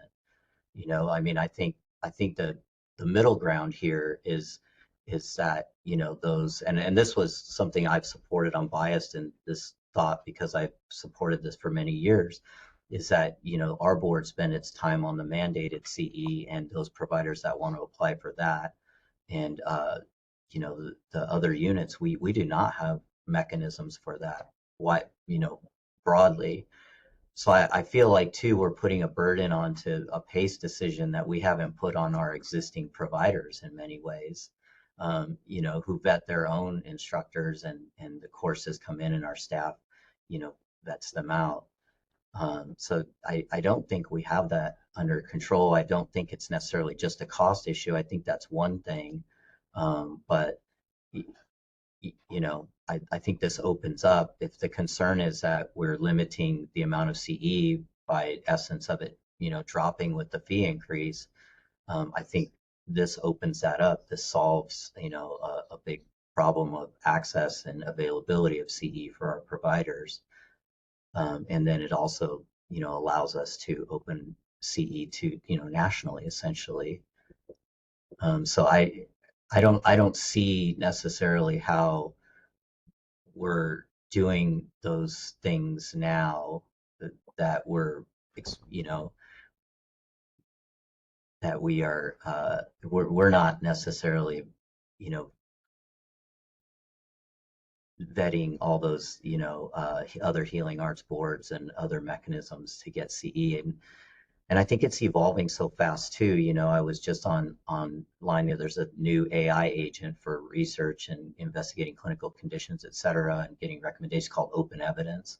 And you can now generate your own personalized learning by putting a query into Open Evidence, and they will afford you, if depending on how robust the answer is and the response, and that you read through it and interact with the AI agent, you can then apply for that to give you CME.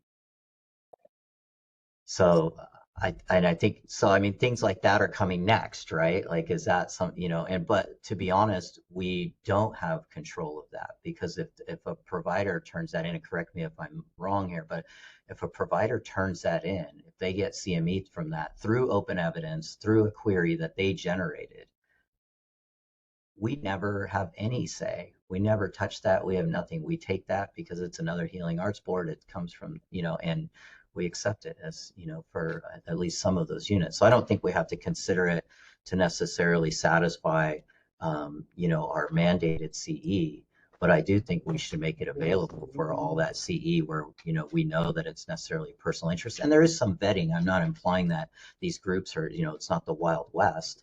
They're obviously, they have boards and processes just like we do. That's why the initial regulation was, went through, was because, we put run at the speed of trust with, the other boards, and that if they're giving CE to their, licensees, that, we would also accept that partially for some of our CE. That's all that I'm asking for. That's what I think we should do. And then I think it solves the problem without incurring any real, liabilities or anything that I think would be overly concerning on our part. That's. Thank you. Thank you.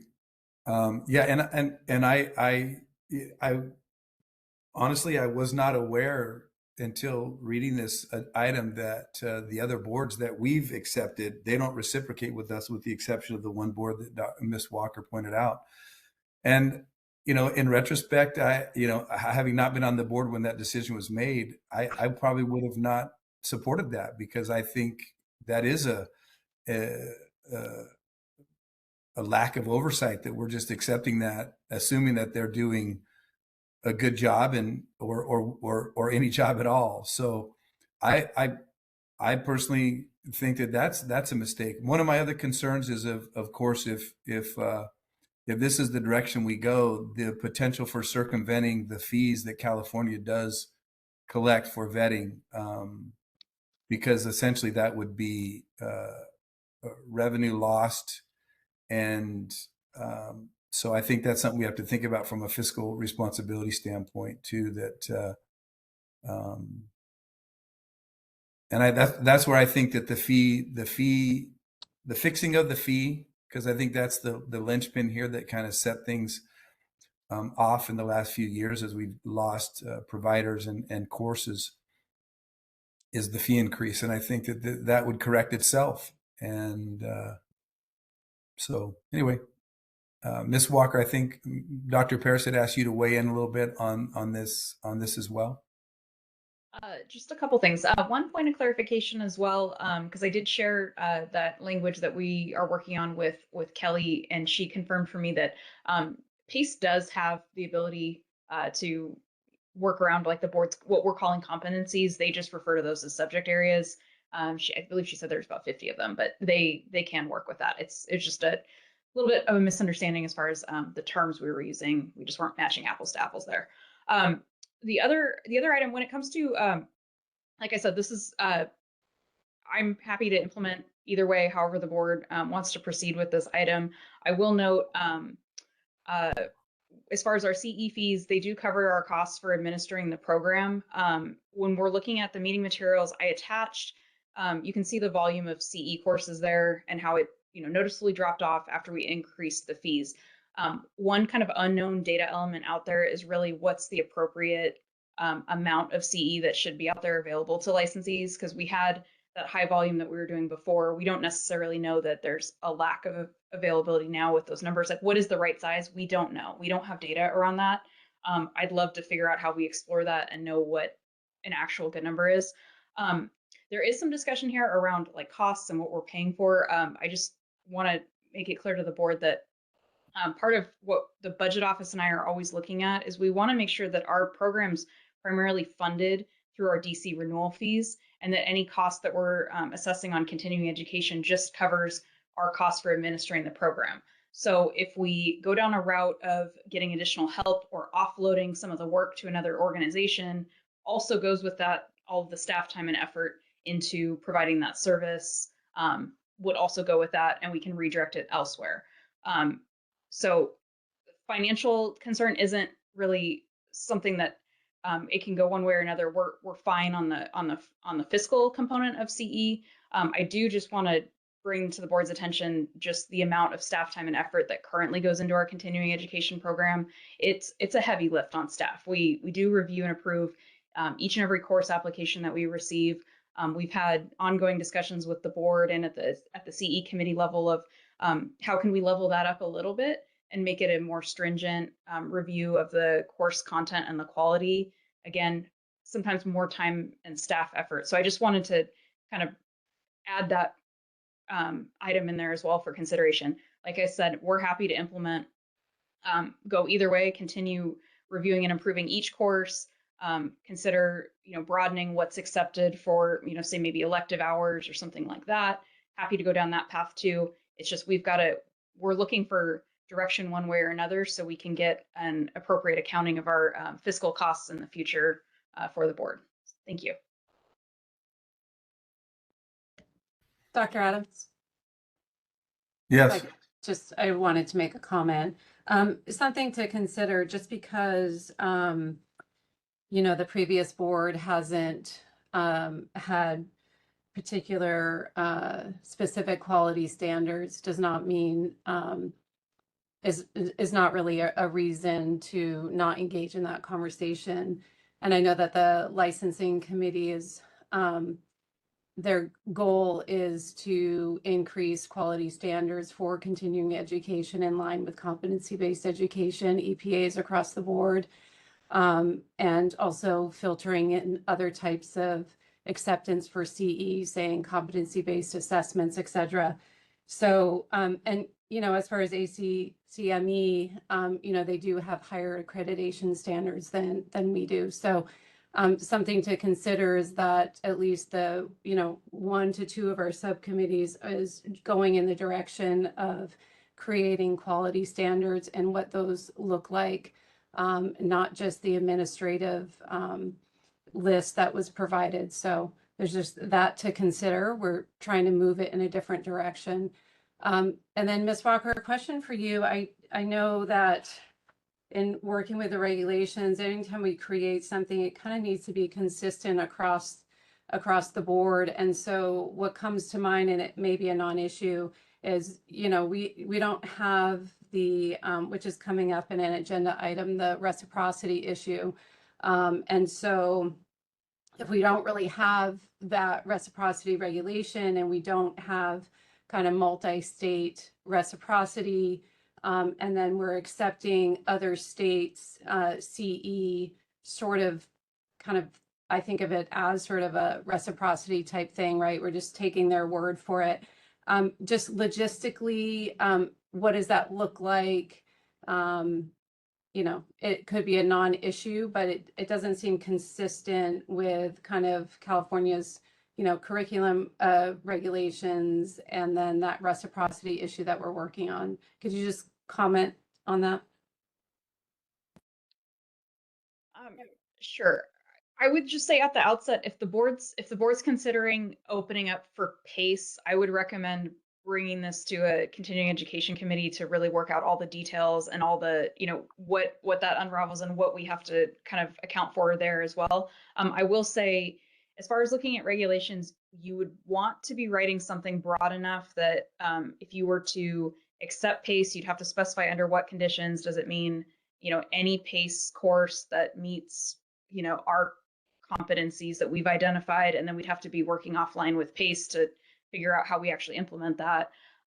Or if you're just talking about something similar to like what we do for the other DCA boards, where we only allow that to count towards elective hours. So if you said PACE courses also count towards elective hours, that's a little bit easier of a lift as far as implementation, but you're still going to want regulatory language that's broad enough to where if another organization, like, you know, you've got the other DCA boards, you've identified PACE, if there's another PACE-like organization that comes about that wants similar standing and recognition, the board would likely need to specify what those standards are that another organization could also meet to get on the list. So you'd want to be broad. It's kind of the same approach that we took when we were working on the Chiro program regulations, where they're written around accreditation, and we know that CCE is the only current chiropractic program accreditor, but we wrote the language broad enough that it encompasses any other future programmatic accreditors that could ever be recognized by the Department of Education. So you'd have to take that kind of approach. I hope that makes sense, and happy to expand on any of those further. That's exactly what I was thinking. I think it makes a lot of sense, and we need to be consistent with kind of where we're moving into the future as far as other people coming online, and we need to have those kind of standards, which I know is what we're working on. So, I mean, I'm open to PACE. However, I think delegating it to the committee to really work out the specifics to make sure that we're not getting ahead of ourselves and, you know, create a problem down the road.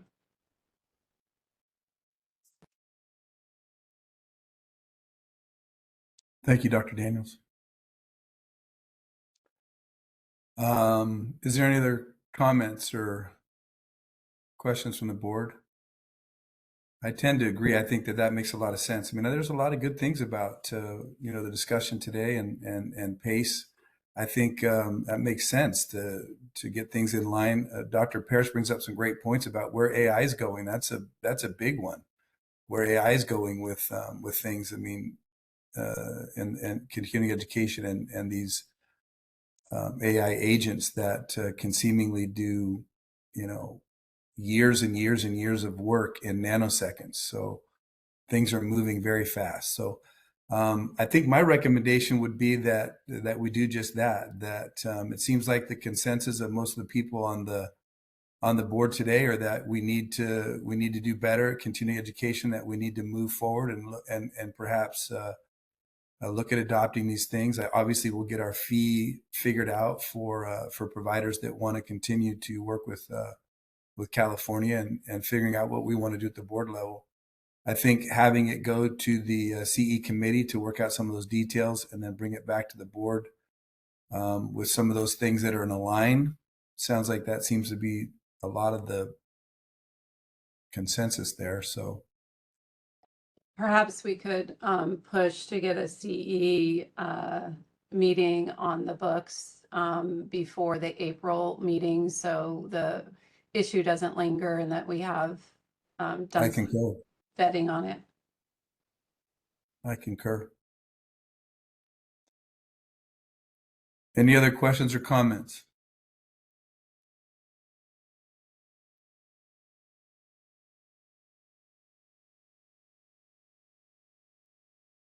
Okay.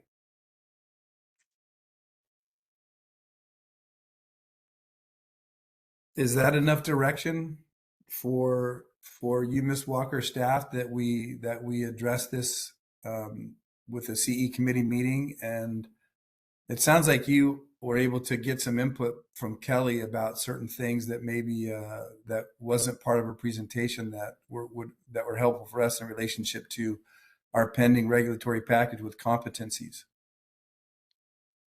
Well, correct. It was just clarifying the fact that when we're talking about competencies and PACE is talking about subject areas, for all purposes, it's the same thing. So they do have some mechanisms there. I think I have what I need. I think we can work with getting that CE committee meeting on the calendar, and hopefully also run some dates by Kelly Webb as well. So maybe she can join us for the discussion and we can talk some more details. Okay. Do we need a motion to make that recommendation to you or to staff, or does that something that we need to? I don't believe we need a motion here. It's well understood what the next steps are there. So staff will do that. We'll bring it to the committee and then we'll report back with a recommendation to the full board. That's correct, Ms. Walker. Okay. All right. Thank you. With that, let's open up agenda item 12 to public comment. This is the moderator for members of the public on WebEx. If you would like to make a public comment on this item, please click the raised hand icon, or if you're an audio-only participant, you can raise your hand by pressing *3 on your device. And it looks like I have a request from Dr. Liu. Dr. Liu, you'll be given 3 minutes to speak and a 15-second warning. Please click the unmute me button when the prompt appears on your device. Thanks again for the attention of the board. I'm so encouraged with such impressive people and everything that's been said.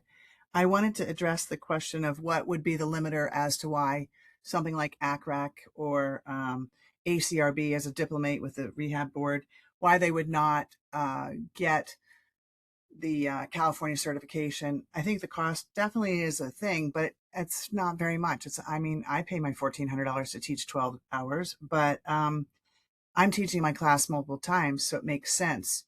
So I think that outlay of $116 per unit, and let's say it's an ACRB symposium where we're getting our certification that we have to mandatorily go to at least every 2 years. They may not know, they have to think about timing, getting it to the board, letting the board have what I think it's about 3 or 4 months. It's been in the decision process when I've submitted how long it takes to get that response from everybody there. And also then picking out speakers. So I think it's the cost plus the fact it's a one-time use. It's not a multiple use. It's a lot of the planning ahead. And and then all of a sudden you have a new instructor because somebody got sick. So I don't know how you handle that. But that, I think it's a little bit bigger than just the price. I think it's the time, the planning, and all of that. And I also just really wanted to say, I think everything I'm hearing, like Ms. Walker saying, like who you need to talk to about getting that committee, what the committee would need to talk about getting PACE on and having it really comply with everything. And I really wanted to also commend Dr. Paris about saying the thing you don't want to say, which is the vetting process. Is it really happening with our current providers / classes? And as a new provider coming from straight from the hard academics, I feel like I vetted myself pretty rough. And so I'm more of a perfectionist. Anyway, I just think everything was I very much admire this board, and thank you very much for my time. Thank you for your comment. Appreciate that. All right, this is the moderator. Appears there are no further requests for public comment at this time. Okay. I think this is an appropriate time to take a bio break, if that's acceptable for the board. How's everybody feel? Is 10 minutes, 5 minutes? I know you all want to keep going, but Dr. Adams, this is yes. Shelley Manaway. It has to be 15 minutes, please. Oh, well then let's do 15. Thank you, sir. All right. Thank you. See you back in 15.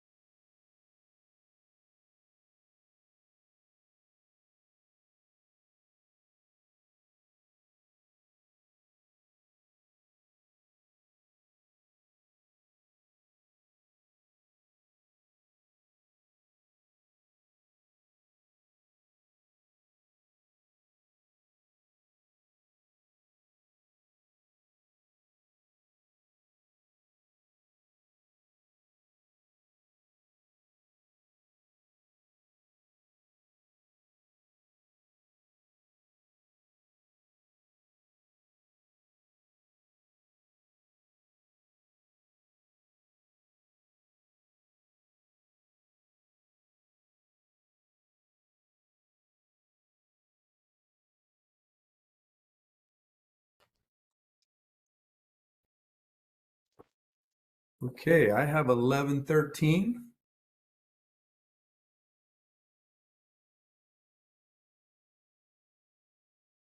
Miss Cruz, are you back with us? Yes, I am. Okay, would you do me a favor and call the roll? All right. Dr. Adams. Dr. Adams, Lawrence Adams, present, 101 Andrick Street, Sonoma, California. No public members present. All right. Dr. Daniels. Present, 1165 Park Avenue, San Jose, and no members of the public are present. Ms. Jeanette Cruz, 38 Blue Water Circle, Sacramento, California. No members of the public present. I'll come back to Dr. Azzolino. Dr. Paris. I'm here. Oh, hi, Dr. Azzolino. Sergio Azzolino, 1545 Broadway, Suite 1A, San Francisco. No members of the public present. Thank you. Dr. Paris. David Paris, 3455 Knighton Road, Redding, California, 96002. No members of the public present. All right. Thank you, everyone. We have a quorum. Thank you. We are on agenda item 13, and we will give time to our executive officer, Ms. Walker. Sure, thank you. So I'm just going to briefly begin with upcoming board meetings. So we've got our next board meeting is scheduled for April 16th and 17th. We're going to be holding that meeting at DCA headquarters in Sacramento. We're just securing the logistics as far as the exact rooms and everything to that effect. But please mark your calendars. 16th and 17th, we're going to be here in Sacramento. We will need both days for that meeting because that meeting includes petition hearings, closed session, including the executive officer evaluation. We've got a strategic planning session that's going to be on that agenda, and we have regular business. So likely going to need all day Thursday and probably wrap up early afternoon on Friday. We also have further out over the summer, Thursday, July 23rd, we're going to have another board meeting. It's going to be like today's meeting today on WebEx. And then looking further into the fall, we've tentatively got our October 15th and 16th dates planned for the board meeting. We're looking at potentially returning back to Southern California University of Health Sciences in Whittier. And as we get further into the summer, we'll know more if we have, as far as agenda, if we have enough to fill both days or if we're only going to need one day for that meeting. Staff is also going to be in touch with committee chairs to start getting our committee meetings on the calendar. So watch for those emails coming next week after the long weekend. Staff, we've been doing a lot of work in terms of business modernization, not only with the Connect system, but then also for our website. And then also we've got coming this summer, phasing out the paper renewal packets with postcards. So we've been making some incremental changes to our website. We're planning to roll out over the next 2 to 3 weeks, kind of as we close through January, getting all of our content up to date. And then we're working with DCA's Office of Information Services to follow up that effort with upgrading to a new version of the state website, which is much more modern and just visually appealing than our current website. But right now we've been focusing on content and getting that up to date. Notable things that we've improved is our enforcement page. We've added some additional resources there. And then we also added just in plain view some more notices around enforcement actions. We used to have the PDF pages that were posted with just the, who was disciplined each month. We've transitioned that into HTML content sorted by effective date so that, everybody can access it and we can update it more regularly. We also introduced a new page where we're posting any of the pending cases that are facing accusations. So licensees that are still active in the disciplinary process, but we've filed accusations and we've identified concerns against them. We've put up a web page with that information. And then we've also, with appropriate disclaimers, of course, that these are pending cases and subject to full adjudication.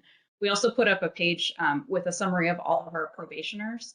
So the public can also access that and just see a list of everybody that's currently on probation with the board, along with their current status and their current status and also their estimated completion date and any practice restrictions that they may be subject to. We've also got, I just put a little bit of a breakdown in the materials as far as our Connect system utilization rate. We're continuing to see just a substantial adoption from our new applicants going into the system, and our licensees are starting to catch up. We know that as we transition from the paper renewal forms into postcards, that adoption rate is going to significantly increase, almost being mandated in a sense, because they're not going to have that paper renewal form that they can return. But we are monitoring that.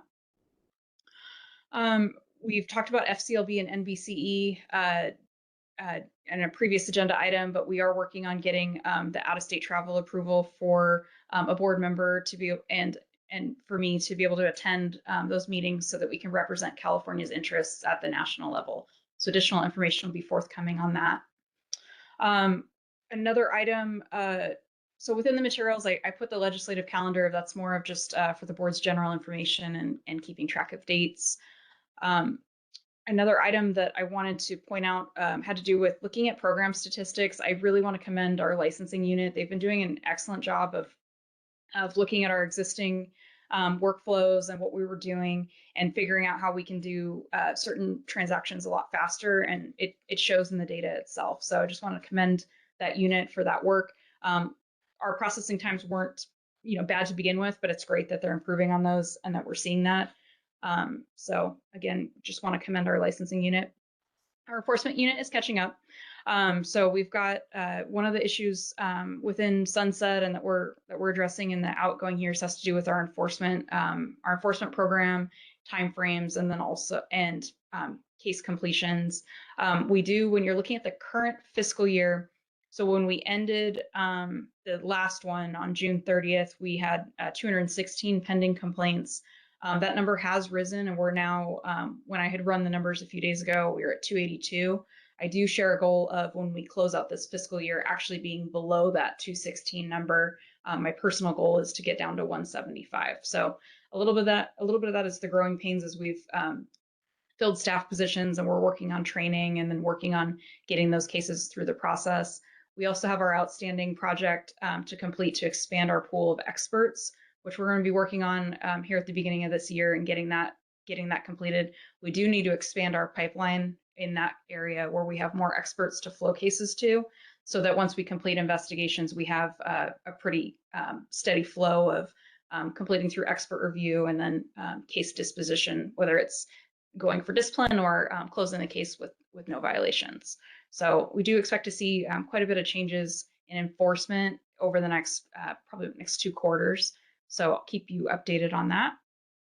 I've also got the status of the regulation packages in the meeting materials. So we completed 5 of them in 2025, which is great because for a while the board hadn't really completed much of anything in the regulation arena. We do have even an update to share as of, I believe, Tuesday, is that the delegation of functions to the executive officer package is actually moving into initial filing next Friday. It's going to be going out for public comment. We also have at agency reviewing the prohibited activities by inactive licensees, and then our proposal to repeal the obsolete mental illness regulation. Those have both been at agency for a few weeks, so we do expect to receive approvals and be going out to public comment very soon on those. So we'll have 3 in public comment. And then we've got our larger proposals that we're working with our council and the budget office to wrap up so we can get those to that same status. And those are the ones around the approval of chiropractic programs, of course, continuing education, which we're going to also talk a little bit with the continuing education committee in light of our discussion on PACE about that proposal and that language. We've also got the renewal requirements for DC licenses and the new basic life support certification requirement, the discipline and reporting of incidents to the board regulation and record keeping requirements. So a lot of those we're expecting to be hitting those open public comment periods here more at the beginning of this year. And then when we look a little bit further down into our concept phase, we're expecting that many of those packages, likely up to 4 to 5, are going to be before the board in April as final text for approval. And then we've got a few that are going to take a little bit longer for us to develop. They're the newer proposals that the licensing committee is working on. And then also, although my list in the current materials is 21, we're actually at 22 because I do need to incorporate some language in there about the chiropractic, the standards for chiropractic specialty programs. So we'll incorporate that into the list as well. Beyond that, Dr. Adams mentioned quite a bit around strategic planning, but we did release the stakeholder survey. It's ongoing, and we're going to be sending regular reminders, encouraging all of our stakeholders to provide input on that so we can include it in our environmental analysis. The board is scheduled to participate in a strategic planning session with Solid at the April meeting. And then following that session, the board will have a new strategic plan to consider, likely at the July meeting, but if not July, definitely at the October meeting. So with that, I'm happy to answer any questions the board might have about any of the programs or operations. Thank you very much for your thorough report. Quick question on item 7 on page 10. You're anticipating that the CE package will be going to OAL in early, what is that? Did I read that right? That in the early part of this year? Are you expecting that in the first quarter or the second quarter? I'd say in light of the discussion today, we're probably going to be looking at Q2 of 2026 for 2 reasons. We've got to address the PACE recommendation, which I think we can get done by having the discussion and cleaning up text to say bring to the board back in April. So I would say more Q2. The other issue is around fees. So in the current proposal that we have set right now, it just sets the fee as what it currently stands as.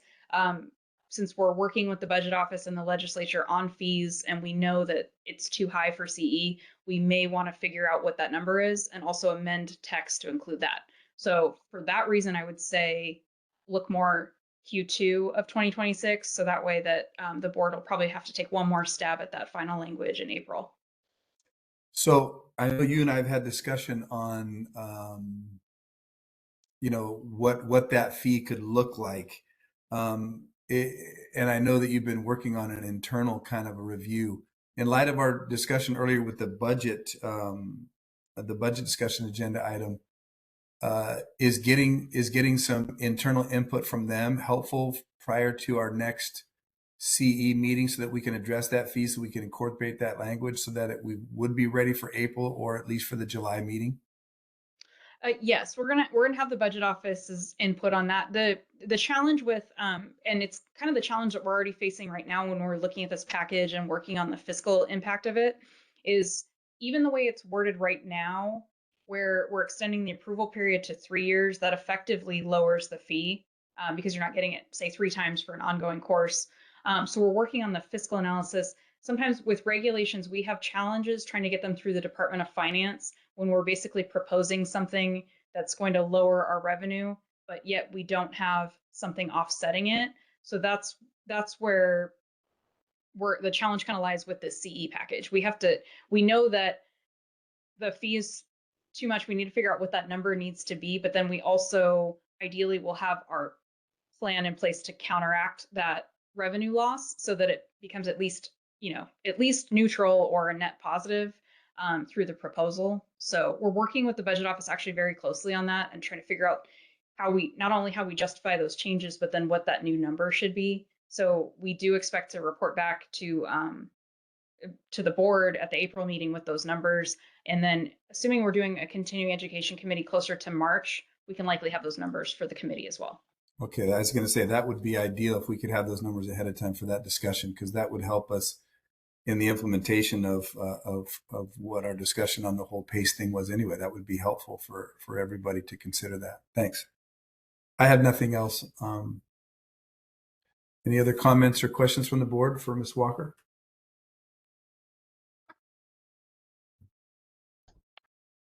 I just have can I ask quick clarification? I have the sense, and I think it's just a clarification. Somebody might be able to help me with it. I'm hearing, I heard 2 different things today. I heard this morning about our budget and the need to raise fees. And when we looked at our cost study, how impactful it was in continuing education where we were losing money, and that was a drain on our resources, not just our human capital and, at the office and staff time, et cetera, but also that just effectively that, previously, of course, we recognized that was a big drain. And then we made the adjustments through the fee study, and then now it's come back, and apparently that didn't fix it, and it's still somewhat of a drain. And then I hear concerns about that we are going to lose revenue. And I just can't make the two make sense to me. That on one hand, I mean, can you clarify that for me? Yeah, I think I can speak to those points a little bit and provide a little clarification. So, one of the problems with the last fee study was it didn't account for the price elasticity of CE courses. So, and there were some other challenges with it as well that you're just going to encounter when you have an outside consultant, and unfortunately not enough, I would say, like internal involvement in the process and really explaining and understanding how things work. You kind of end up with an outside view looking in of what they think a program should be doing, but they missed that key target. So in that report, they were estimating that the board would get $1.1 million in revenue from CE. That's only materialized to be about 400,000. So on paper, we're about $700,000 short. But I can tell you from looking at the process improvements that we've implemented as far as what's taking the staff time on CE and how we're handling things, it's much more efficient. So that $400,000 annual revenue does cover, my personnel costs for providing the staff that's providing the service. So we're recouping our costs, but we still have that revenue loss. And the problem is that we're not seeing other categories where we're offsetting that somewhere, to where if we were to present the issue to the Department of Finance and say we're going to receive less revenue from our CE course, and we'd like you to approve this proposal that we've put together, if they would say, well, your fund condition is structurally imbalanced, you're showing reduced revenue every year, and on top of that, you want to reduce your revenue in this category, what's your plan? We need to have that plan ready. So I kind of hope that kind of helps it a little bit, but it mostly comes down to that previous consultant miscalculated what we should have been trying to recover through CE. We don't necessarily need that much revenue for our program for it to be self-sufficient, but at the same time, since they had allocated that much money towards CE, we didn't charge a higher amount on the DC renewal fee that would have kind of offset that missing revenue that wasn't realized. And the other problem has been, that for the last, I guess it's been about 3 or 4 years now, we've been getting by with vacant staff positions. But as we know, it's like I can only cover so many before I have to, hire and bring more people on board. So that's where it's now creating the problem now. Whereas, a year or two ago, it was okay because we had enough vacancies that $700,000 was being offset through not paying personnel costs. Well, now I have the people in the positions, so we're going to see a much faster depletion of our reserves than you saw in the last few years. So I hope that's clear. I'm happy to expand on it further if it still doesn't seem quite aligned. No, I think that helps. I mean, I just, it seemed like at one stage we were, and I don't mean to go too far back in it, the historical, but it seemed like at one stage it was like from a per submission, or let's say per CE credit, kind of, what does that cost us? That we were, for every one that we didn't do, we were ahead because we weren't losing money. And it was, it was kind of like a loss leader of sorts. If you were like a grocery store or something where you're losing money every time you engage in that or sell that. And so that's kind of where I was coming from. So, and then I kind of hear in other areas where it's presented as, oh well, that's the CE that's no longer coming to the board is lost revenue. And so I'm trying to balance that in my mind with, okay, well, wait a second, the more we do at the cost that satisfies, our costs to process it and staff time and et cetera, great. I mean, I think with the new assuming, but I didn't hear that this morning, that the adjustments we made are now even making us, whole that way, covering our costs completely. So I guess we just need that new analysis, but I'm just trying to rectify that. Like, are we in the red or are we in the black when we're doing CE, when we're actively engaged in that process, and so are we generating revenue, or where's that that's what I'm having trouble with. But you're explaining, I do understand it better. And so thank you for that. Just to add on to that point too, because the other unknown that we're working on is with this analysis, we know what happened when we had the prior fee, we increased the fee, we see how many courses we now get. We definitely hear the providers and all their input on, this is just too expensive. Here's my concerns, and you see the results of that. The other kind of point that we're trying to quite figure out what the number is going to be is if you make the adjustments, how many are going to come back? Because we know we want to potentially reduce that fee. If we're doing a 3-year, if we keep that 3-year period in there as far as stretching out how long the approvals are valid, how by making those changes, how many are going to then come back in the door? And I think that's where we've had some discussions with the continuing education committee, and I've actually had those discussions with the budget office, but we just need to go out there and get the true input on it so we can put more numbers around it. But we need to hear directly from providers of almost help us figure those numbers out. If we were to do this, what is your likely impact? Like, we know within these years you provided this many courses for approval. If we were to make these changes, what would your reaction to that be, so that we can put a little bit more data around it too? So that's the other kind of unknown at this point that we're trying to get a better sense of is with those adjustments, how is that going to impact the number of courses we get? And then of course, also including the PACE discussion. If you were to accept something like PACE for elective courses, what's that going to do to our financial situation? So we'll put all that together, but long story short, the fee itself that we're collecting does offset the costs now of staff. Like, we're doing fine there. We're not in a position like that loss leader model where I'm putting staff out there working on something that we're losing money on. We're no longer doing that.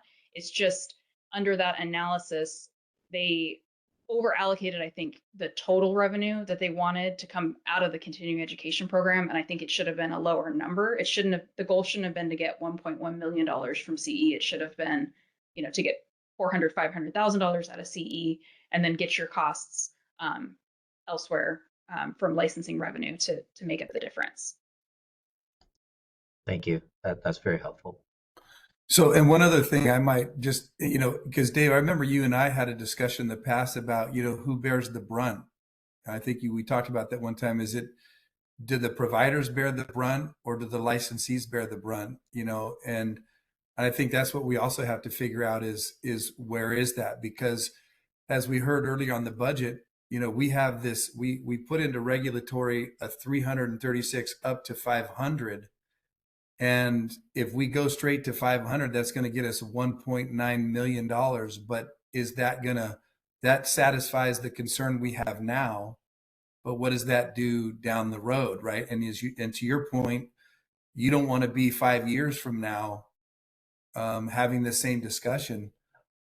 We have to look. I think that's why we're looking at a lot of different things here, because it's so who bears that brunt, and is it shared, between licensees and providers for CE and other aspects of revenue, citations and fines and recovering costs for litigation or for, prosecution, investigation. All those things come into play that we've been discussing, Kristen and I, each week. So we're bringing all that to bear. So I think that was a great explanation, Chris, and that certainly helped me out a little bit more too. Yeah, and I just think that we can't, when we look at that, who bears the costs. We obviously we have, our mission and public protection and our role. And so I don't know how much we can lean into, being able to support for-profit businesses that are in, CE. I don't know. I guess that's where the discussion will lie. Is, obviously we need them. We want them. We need our providers to get quality CE. But how much of that does that, weigh into, us? Because we're either passing it along or we're keeping it. That those costs are so. Exactly. I think, exactly. Yeah. Exactly. And I think that's where the PACE discussion comes in also, is that if we just carte blanche approve PACE and PACE is collecting the revenue for the providers, and the PACE providers collect their revenue for their courses, that we are not vetting anymore, then that's revenue that would be lost as well, that we used to get. So it's, and again, I think we've had that discussion about, other healing arts boards and how they're not doing it. And I get where you're coming from. It's just, I think it's more than just a simple yes or no. It's a more involved conversation, which I think is what we want to address at the CE level, and find out what's going to be best all the way around for the board, for our licensees, and for the providers as well. Yeah, I just think though we have to remember too though that being a revenue neutral, um, you know, CE just interdepartmentally even for the board and we're not in the business of profit, so the machinations of the business side of that, whether it's pay some providers or providers running their own business, et cetera. Um, I don't, if we're revenue neutral, and as Kristen mentioned, we're relatively whole with the new providers as far as staff and funding, and then it shouldn't really matter. We don't need to build it to a certain level or have it go. If it's a $400,000 a year churn, and then great. If it's $1 million, then great, because it doesn't matter. It's still revenue neutral, and that's always, I thought, been our goal. So I mean, I don't want to see it lost in that conversation that, that shouldn't really affect us in the bigger picture. I understand, but the budget, if it grows a little, great. If it shrinks a little, great. As long as we know that there's CE provision and quality CE and opportunities for our licensees to get that, that's the goal. Agreed. Absolutely. Okay. Any other comments or questions from the board? Larry, I just want to weigh in on this here, and I understand budget is of great concern to everybody, as it should be. But when we talk about continuing education, let's not lose sight of what we need to do is make sure we're vetting people and have these continuing ed providers providing some meaningful education, because we've been very lax and very soft in that regard. And so, and as much as I'm conscious of cost being an issue for everybody, our job is really not to manage the costs, is to make sure we protect the people of California, which means let's have our continuing ed providers and those that we choose to be providers serving at the highest level, so that we could increase the competency in this profession. I just don't want to lose sight of that. I concur. Thank you. I think that's the whole point of the CE revamping of the competencies, is to level up. Absolutely. Okay, any other comments or questions for Ms. Walker or upon any of the discussion we've had? All right. Hearing none, let's move to public comment on agenda item 13. This is the moderator for members of the public on WebEx. If you would like to make a public comment on this item, please click the raise hand icon, or if you're an audio only participant, you can raise your hand by pressing *3 on your device.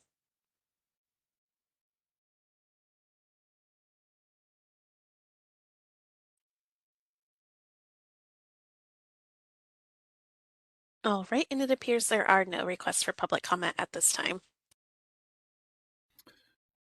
Thank you. We'll now move to agenda item 14, and we'll give time now to Ms. Cruz, our Governmental Affairs Committee Chair. Dr. Adams, if I could interrupt, apologies, Ms. Cruz. Is Ms. Walker going to review go over the sunset portion of the EO report? I certainly can. Yes, if we can return briefly back to agenda item 13. So just an update on sunset. So the board sunset report was submitted to the legislature on January 5th of this year. The next step in sunset is for the board's hearing before the legislature. We don't have a date yet on that, but it likely will occur in March. And a few weeks before that hearing, we're going to get a background paper from the committee staff, just basically summarizing the content of the report that was submitted, but then also identifying any issues that they feel the board needs to address. As soon as we receive that background paper, we'll share it with the full board. And then, of course, Dr. Adams and I are going to be working pretty closely on developing some initial kind of talking points in response to those issues in case they come up at our hearing. But what happens with that background report is after our hearing, the board, from the start date of when our hearing occurs, the board's going to have 30 days to develop responses to those issues that are then submitted to the legislature. So we're going to have to, depending on the timing of when the hearing occurs, we're either going to address it at the April 16th board meeting, or we may need to get on a call like this a little bit earlier, just depending on when we actually get our hearing and know when our 30-day deadline is going to be. But then we'll submit those responses to the legislature, and then we'll be working with the legislature on our sunset bill and what's included in there. We, as part of our report, we had asked for a few enhancements to our enforcement program, particularly removing that 7-year the 7-year washout period for applicants with a history of discipline related to sexual misconduct. We also asked for some similar authority that the Medical Board of California has for automatic revocation and suspension authority. And then we also are treading into a little bit of new territory with our ask for the ability to automatically impose a chaperone requirement for somebody who's facing either a criminal or administrative charge involving sexual misconduct. So that's kind of the what's next on that process. But in the meantime, the budget office is also working very closely with us to figure out some numbers so we can potentially update our statute on our fees as well. Go ahead. I can take them offline. I have about 10 or 12 comments, questions based on the sunset. So just given time, I can reach out to you offline and go through. Some have to do with some statutory asks that I just want to clarify if we need to be doing that. So we can catch up offline just to save time here. Of course. Yeah, sounds good. Okay, thank you. Anything else, Ms. Walker? I apologize if I cut you off. No, I'm done with my report. Thank you. Thank you. Okay, we need to reopen this item for public comment since there was additional comments. So if you could reopen for agenda item 13. This is the moderator for members of the public on WebEx. If you would like to make a public comment on this item, please click the raised hand icon, or if you're an audio only participant, you can raise your hand by pressing *3 on your device. And it looks like we have a request from MM, and MM, you'll be given 3 minutes to speak with a 15-second warning. Please click the unmute me button when the prompt appears on your device. Hello there. Just wanted to make a public comment after Christian Walker's statement on the sunset review. We continue to ask and appreciate the Chiropractic Board to be looking into the animal chiropractic regulations and ability to regulate animal chiropractors, and if they would look into that possibly for the sunset reviews with the Chiropractic Board. Thank you.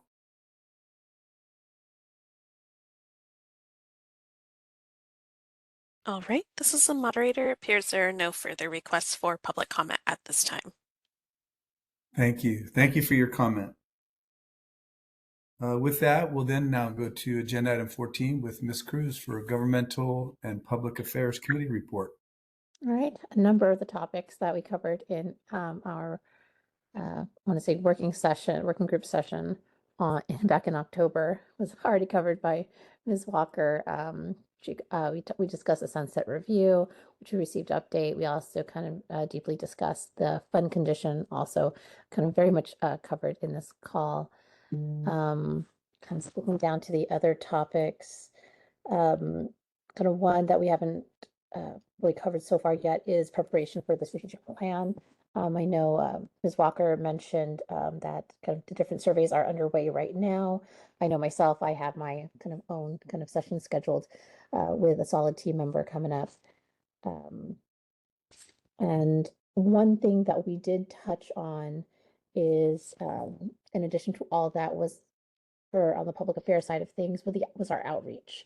We discussed roundtables, listening sessions, and kind of different district events and how opportunities that the board can kind of continue and kind of further engage in.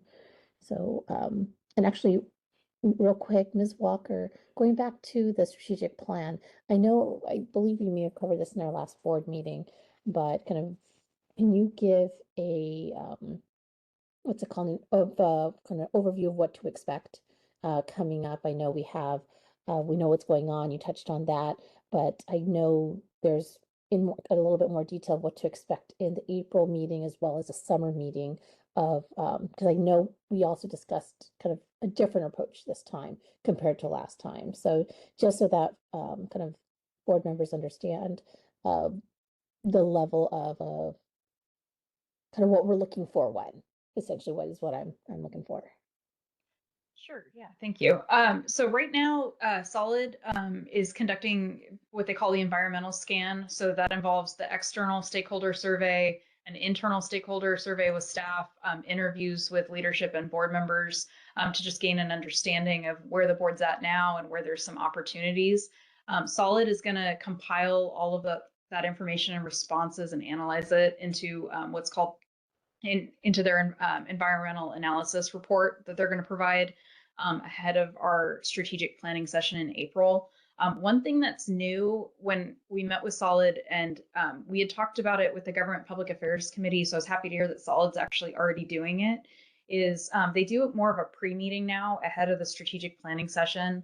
So we'll want to, pull probably one or two board members if there's availability to participate in that session along with staff. But it kind of allows us to break down what was in the analysis and start just kind of at least providing some initial starting points or suggestions to help frame the board's discussion of some future strategic planning objectives before you get into that full planning session. Because what we kind of found looking at previous ones is the board does an excellent job during these sessions, but sometimes it would probably be helpful to not only have the analysis, but maybe have just some ideas already identified so the board can decide if they want to talk about them, they want to build upon or add something, but not necessarily have to just completely start with a blank slate going into strategic planning. So that's where we thought we can infuse either government public affairs or board leadership or something into that pre-meeting ahead of the planning session in April. That after we leave that planning session in April, Solid gets to work on finalizing our plan and drafting it into a document for the board to approve. There's also opportunities there that we can use the Government Public Affairs Committee to help us kind of edit that document and kind of further refine it before it gets presented to the full board in July for approval. So we do want to kind of include a few more preliminary steps in there than we did in years past. Thank you. And Dr. Pierce, did I miss anything or? No. Okay. All right. Well, that concludes my report. Thank you. Appreciate that, Jeanette. Any other questions or comments? If there's none, we'll open for public comment for agenda item 14. This is a moderator for members of the public on WebEx. If you would like to make a public comment on this item, please click the raise hand icon, or if you're an audio only participant, you can raise your hand by pressing *3 on your device.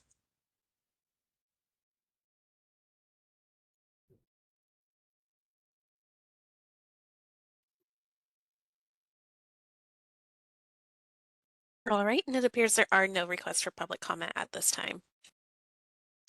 Thank you. We'll now move to agenda item 15, and we'll give time to Ms. Walker, who is going to report for Mr. Sweet for the Enforcement Committee report. Sure, thank you. So just really high level, just some two brief things that I'd like to report out from our October 29th working group meeting with members of the Enforcement Committee. The committee was continued the discussions around the proposal that's going to establish and define supervision requirements for chiropractic assistants and subordinate staff in the office, identifying roles, and then also incorporating the board's feedback when it was initially brought forward last February. So as part of that discussion, we really focused on the term indirect supervision just didn't quite seem to seem appropriate. It didn't seem appropriate in the sense that it didn't doesn't seem to imply that there's the supervision occurring at the level it is. So we had a bit of a discussion around kind of pivoting from the word indirect supervision to general, so that you establish regulations around direct supervision, which is what it sounds like, direct, and then you have more general supervision for certain activities. So we looked at some definitions that other DCA healing arts boards are using around those terms, and we're using that to kind of refine our proposal a little bit further. Another key piece, and this is more of a new discussion, we were looking at section 316, and section 316 of our regulations is an interesting section because it's a bit disjointed. So you have subsection A that talks about, it really focuses on a licensee's responsibility for all the conduct that's occurring on their premises. But then subsections B and C get into sexual misconduct. So it's a little bit of a mismatch there, and it becomes confusing because, you know, subsection A just doesn't fit. So we talked with the committee about incorporating some stronger language to incorporate around that subsection A, but move it to section 312, because we're already developing a regulation on supervision requirements, and it seemed like a more natural fit than trying to keep it in a sexual misconduct reg. We also talked with the committee about how we can strengthen our disciplinary cases if we amend section 316 to be more specific when it talks about what sexual abuse and misconduct means in chiropractic. The committee looked at some of the some examples, most notably the Washington state regulation on sexual misconduct in chiropractic is very explicit. So that allows us to not only save time and costs with our expert consultants, but hopefully be able to avoid hearings, because right now we have to take sexual misconduct cases to hearing and argue over whether something constitutes sexual misconduct or not. And our entire case is relying on one expert's opinion rather than just putting something in plain language in a regulation. So we're working on that proposal as well, and expect to hopefully be able to bring these to the committee the first meeting of this year, and hopefully before the board at our next meeting in April. So just a brief update there. Happy to answer any questions about either of those proposals. Thank you for that report. Questions or comments of Ms. Walker?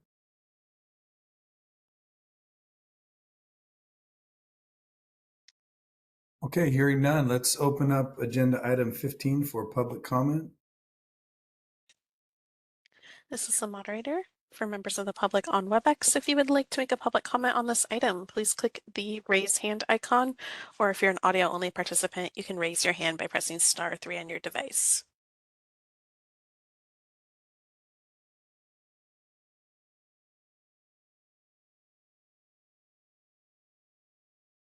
All right, and it appears there are no requests for public comment at this time. Thank you.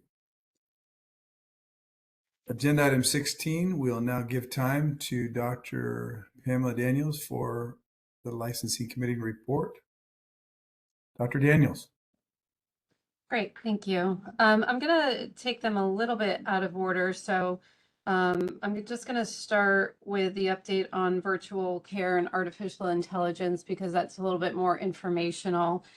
Staff did work really hard and brought to us some draft language around it. But as we worked through it in the committee, there was some operationalization challenges of the draft language.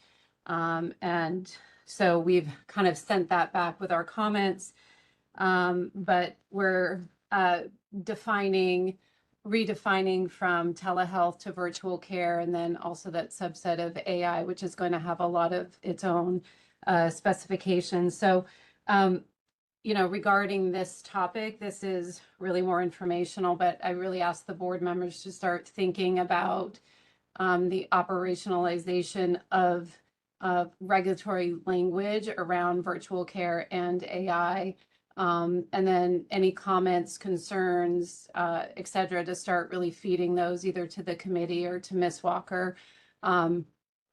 The way our committee sort of works is we really try and engage legal right away, and that is to be a little bit more efficient. And so when we do bring language or draft language to the full board, it's sort of, you know, as ready to go as possible. So as we bring these drafts to you, we ask that you really give consideration either during the meeting or after, and reach out so that we don't have sort of the 12th hour issues that we've had in the past. So AI, the conversation of that in virtual care is really just informational. The next one that we are working on is the satellite office certificates and notice to consumers. Sort of the highlights is we didn't feel that the language around conspicuous was really defined well enough. So we've changed that language, and you can see it in the attachment. We've also added stronger definitions. We were really lacking a definition of place of practice. And so because we have so many different types of practice, mobile practice, temporary practice, our goal is to really try and define those and shore up those deficiencies. Additionally, the committee felt that the patient should not have to ask the licensee for their license. So we would like to make that more upfront. If a patient is, uncomfortable asking that temporary licensee or in a mobile setting. So that's kind of one of the main highlights, is just defining it, contemporizing it with the different practice sites, and then everyone, regardless of what site you are in, you must show your license or some form that we have listed, so that the patient can easily see it without having to ask for it. Additionally, we're working on a possibility or the concept of a facility permit. In the documentation you have before you, there's some problems with tying certain licensees to practices and not being able to find them. And I'll have Ms. Walker add more detail on that in just a moment. So we're considering a facility permit, QR code, so that the licensee who is working at that facility, we know the name of the facility, we know the licensee, et cetera. So better tracking. Also, it's very cumbersome for the facility to be tracking all their licensees. And so we're really leading more with public protection and being able to find the licensees who worked on them, but also streamlining that information in that process. And so that's what we briefly mentioned in the last meeting, was we do need statutory authority to create a facility permit to collect funds on that. So I think I'll pause right here. I'll have Ms. Walker, you can add any additional information if you want, as far as the action needed for the facility and the definition of place of practice. If the language looks good, then we would be asking for a motion to move that forward. If it doesn't, we're asking for concerns, comments, etc. And then we can pause here as well. If there's anything off the top of people's head as far as AI and virtual care, feel free to say that or to reach out offline. Like I said, the language was brought and it's very detailed, but we're still sort of trying to work that out so that it enhances public protection. It's very clear, yet it's not cumbersome, and that the licensees are in error and that the patient is protected as well. So with that, I'll give it over to Ms. Walker on these two, and then would like to pause there for board discussion on those two before moving on to the last item. Sure, thank you. So I just wanted to reference, so the text that Dr. Daniels is referencing, we're looking at agenda item 16, attachment 2. What we have in there is, so we talked with the licensing committee, and what we're proposing is basically a two-phased approach. We don't yet have statutory authority for a chiropractic facility, but we have two problems. We've never actually formally identified in regulation how someone goes about obtaining and renewing a satellite certificate. And then there's been a very old Consumer Protection Enforcement Initiative proposal around providing notice to consumers.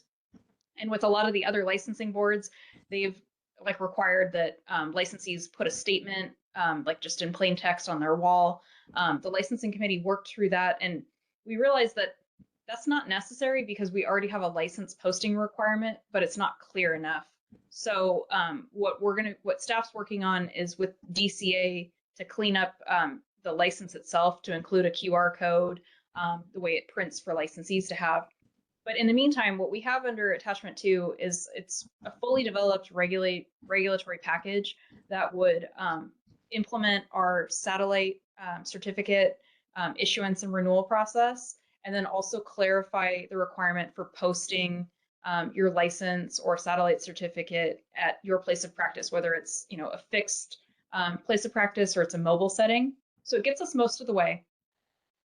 So we're requesting that the board consider approving that text as it stands and authorizing us to proceed with the regulatory process. And then kind of concurrently, as we're working through getting that set and fixed, we're also going to be working with the legislature to get that authority for the chiropractic facility permit.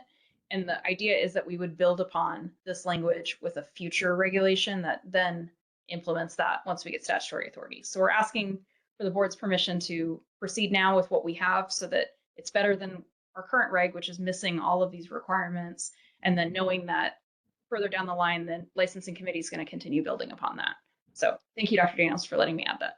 Ms. Walker, could you just clarify for the board, you'll do a better job on that, on the issue with the satellite and the multiple licensees and tracking our doctors?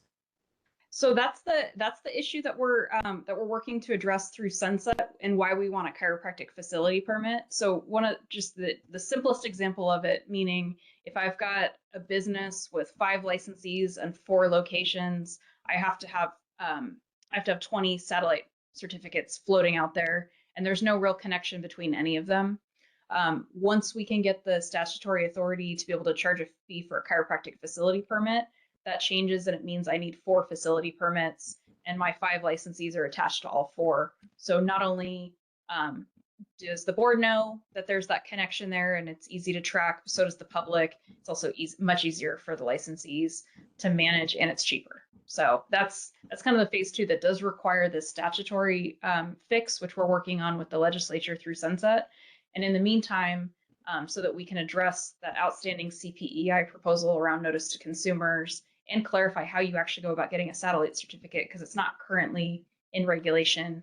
We've got our proposal here in attachment 2. So we're asking for the green light to proceed with what we've got now. And then keep in mind, as we get into our sunset bill, which would become effective January 1 of 2027, future enhancements that'll build will be forthcoming from the licensing committee.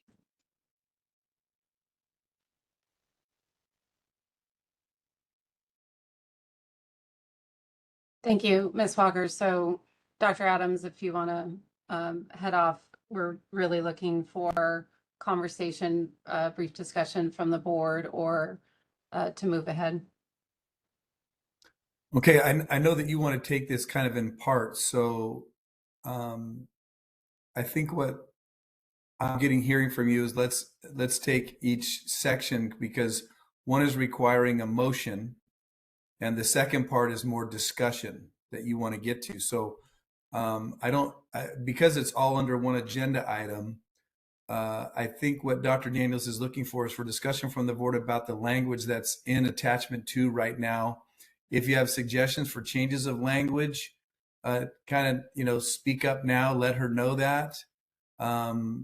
If there's no suggestions on language, then let's, at the conclusion of the second part of her agenda item, then we'll be able to take the motion and then move to public comment on that item. So is there anybody that has a question or comment about the language as it stands right now in attachment 2 pertaining to these items that Ms. Walker and Dr. Daniels have presented?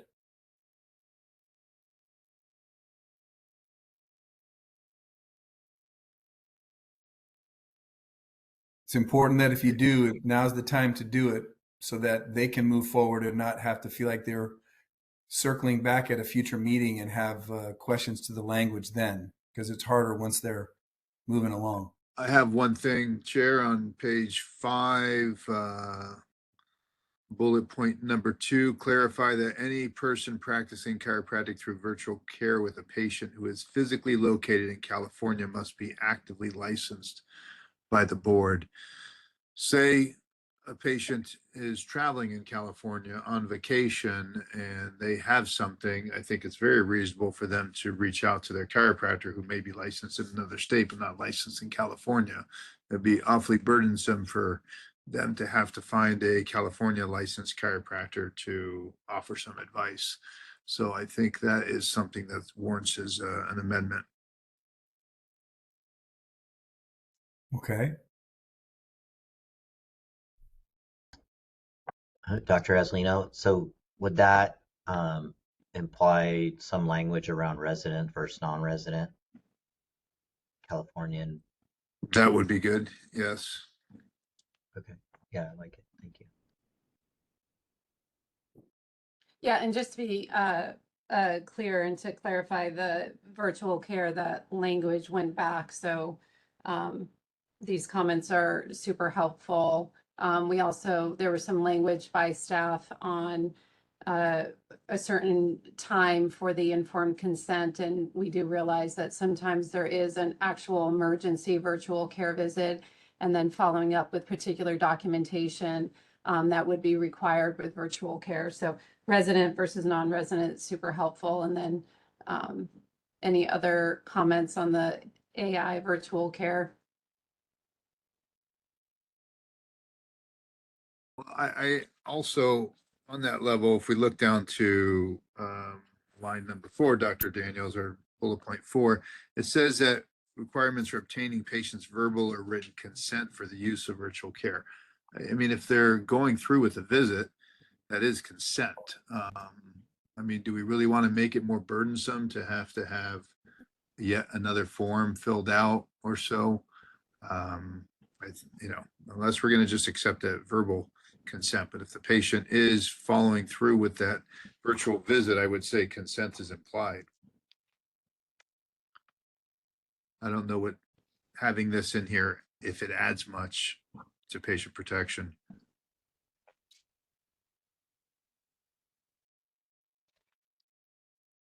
That requirement, I believe, is included in the statute, so that's why we've got it there on our list. We are, as we look at that language, we're trying to make it not burdensome on the provider or the patient, but we do have to craft something that complies with the statute. So thank you for that input on it. We're definitely looking at it from that angle. Thank you.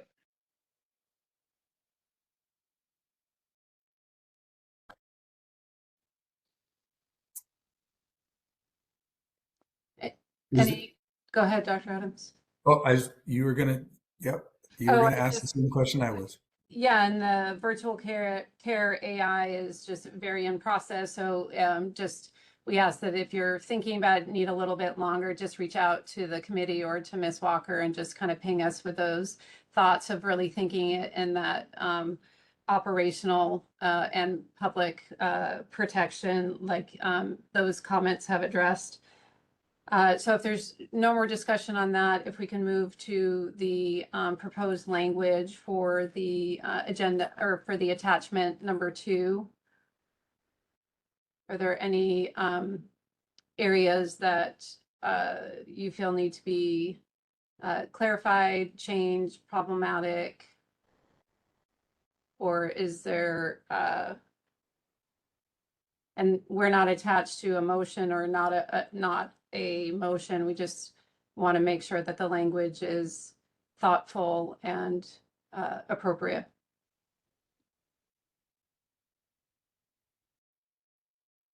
So in the interest of moving things forward, would it be helpful that, because those changes that have been suggested seem to be not necessarily, hugely substantive, but important, do you need to circle back and make that change before we can make a motion, or would we be able to make a motion on the language with some of those changes noted? Well, the comments made were really not on the attachment 2, which I think Ms. Walker has her hands up to. Is that what you were going to say? Yes, just a brief point of clarification on that. Okay. So we have two things. We have the satellite office, those definitions, that's attachment 2, that we need a motion on if it looks good to everybody. If it doesn't, there's that. And then we've both, Ms. Walker and I have taken notes on your comments on AI and virtual reality, which is really more informative. We were going to bring it to the board, but it wasn't ready yet. So we're still working on it. All right. Well, I just want us to stay on track with what you're wanting to do, and that is to deal with attachment 2 right now. Do you feel like, is there any other comments on attachment 2 before we allow Dr. Daniels to move to the second part? Or have you already gotten the input that you need for the second part as well?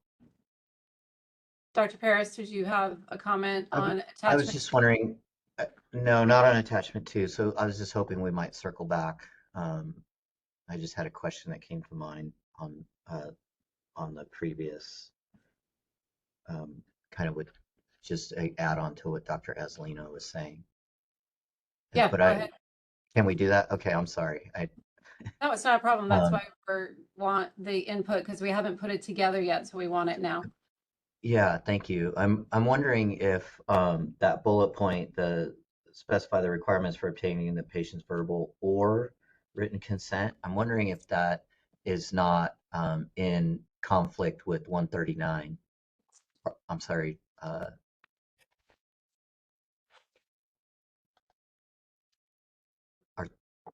With our informed consent language. Or is that 319? I think that's what they were talking about, the statute. Yeah. Ms. Walker, do you want to address that? Because that is what we were trying to balance. Because it's an either or there, and our language is pretty clear. So we're working through that issue a little bit with the committee, because what it really does is like layer on top of it. So you have your verbal and written informed consent requirement for treatment, and then we have a statute that allows for verbal or written informed consent for a telehealth visit. So it almost layers an additional informed consent. You're getting the informed consent for that mode of treatment, or for that method of interacting with the patient, but then you also still have to get your standard informed consent. So we're still kind of working through some of the language around that and what it would look like, and we're definitely still working on that. Thank you.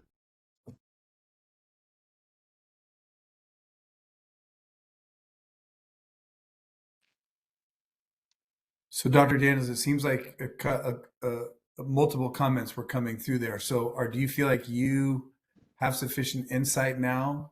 Yeah, we have some insight into virtual care and AI. We just ask that you guys keep it coming. You think about it in a week, a month, whatever, send it to us. Like we say, that's in process.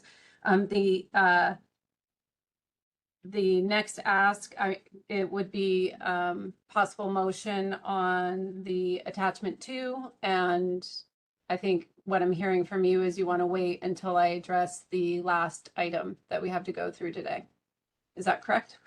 Well, yeah, we don't want to make I think let's keep let's let you get through all of it, and then we can circle back, because those are informative and asking questions versus a specific motion on a specific item. So let's kind of get through your whole thing, and then at the end, let's focus on the motion that you're wanting to request, if that's acceptable. Well, there's potentially 2 motions, but I'll just move on, and maybe that'll clarify it. So attachment 3 is the licensure through reciprocity, and this has been a problem for a long time. We don't have true reciprocity. And because, like nurses have multi-state licensing now, where they are vetted, and so they can do these multi-state things, but the education and the requirements are kind of the same across the state. We in California still have some different regulations. While we've tried to update it as much as we could without that legislature activity, so we could give some relief to the schools and contemporize that activity. California still has particular requirements that not all the states participate in. And so true reciprocity is difficult, and there is really no reciprocity because they still have to fill out the same application, the same paperwork, etc. So we are trying to reduce barriers to licensees coming to California. And so we came up, because we have an existing structure with the military and temporary licensing, we could structure on top of that because we already have that structure. And so the idea of how to work around this and to reduce barriers is that a licensee could get a temporary license if they do not meet all of California's regulations in the curriculum. Say they CCE approved school, they pass the CCLE, but say they don't have dermatology, pharmacology, or whatever, they're lacking the PT. They would be granted a temporary license, and they would have to disclose the areas that they were deficient in to their patients in public, with the idea of giving them 12 months to get up to date with the California's requirements. One, this would reduce the time frame of that reciprocity. Say somebody was just got married, or their parents passed away, or whatever. It is a huge barrier, but at the same time, we have to be aligned with the California curriculum regulations. So we've come up with trying to fix that with that structure. And within that attachment, there's sort of two asks for conversation. And those are listed under the optional. So optional C, the question is, do we want them to have been in practice for 5 to 7 years in order to come to California? So that's one ask. The committee sort of feels that in this situation, 5 years doesn't guarantee that they're not going to have an enforcement issue, and it creates more of a barrier as far as if you have a new licensee from, say, Florida or another state. We're bringing this issue to the board to have that conversation and to get feedback on all the requirements that we have, but do you want that extra layer of you must be in practice for 5 years before the reciprocity process can occur? And then the next ask for discussion is under optional B. The applicant shall disclose whether the applicant holds a current active unrestricted license. And so you can see option B there. I won't reread that. So those 2 points, one, the entire document or attachment is we're asking for that feedback. And then in particularly those 2 options, we want feedback on in a conversation around. So just to summarize really briefly, trying to create a process for reciprocity while maintaining California's curriculum requirements, reducing barriers. So we've come up with this sort of temporary structure. We already have it in place for military. So we want a discussion on just that outline. And then on the time and practice for reciprocity, and then disclosure of their information. So with that, Ms. Walker, do you want to add any of the kind of overarching legal language? Yeah, so what we've got here in the text, and you summarized it very well. It's the idea of, we've discussed reciprocity, and since California is so different, it has unique requirements, doing a cleanup regulation on 323 to just clarify the requirements for a full license if you're trying to go down the reciprocity path. And then there was that discussion there about providing something to help them get there with a temporary license. And the reason we've got this identified as either a 321.1 or a 323.3 just depends on whether we include some sort of practice requirement to be eligible for that temporary license. The committee engaged in a pretty robust discussion both ways, and I think was leaning more towards just allowing anybody that's got a degree from a board approved chiropractic program and they've passed their national board exams, with the exception of maybe physiotherapy, that could be part of the discussion, to allow them to be eligible to get the temporary license, be able to treat patients, but they've got the public notification requirement, the practice restrictions. So wanting some feedback from the board so we can weigh that both ways and kind of figure out where we go from here. And then just one additional thing. So say a licensee has, board approved PT, passed the CCLE, but they don't have certain of the curriculum requirements.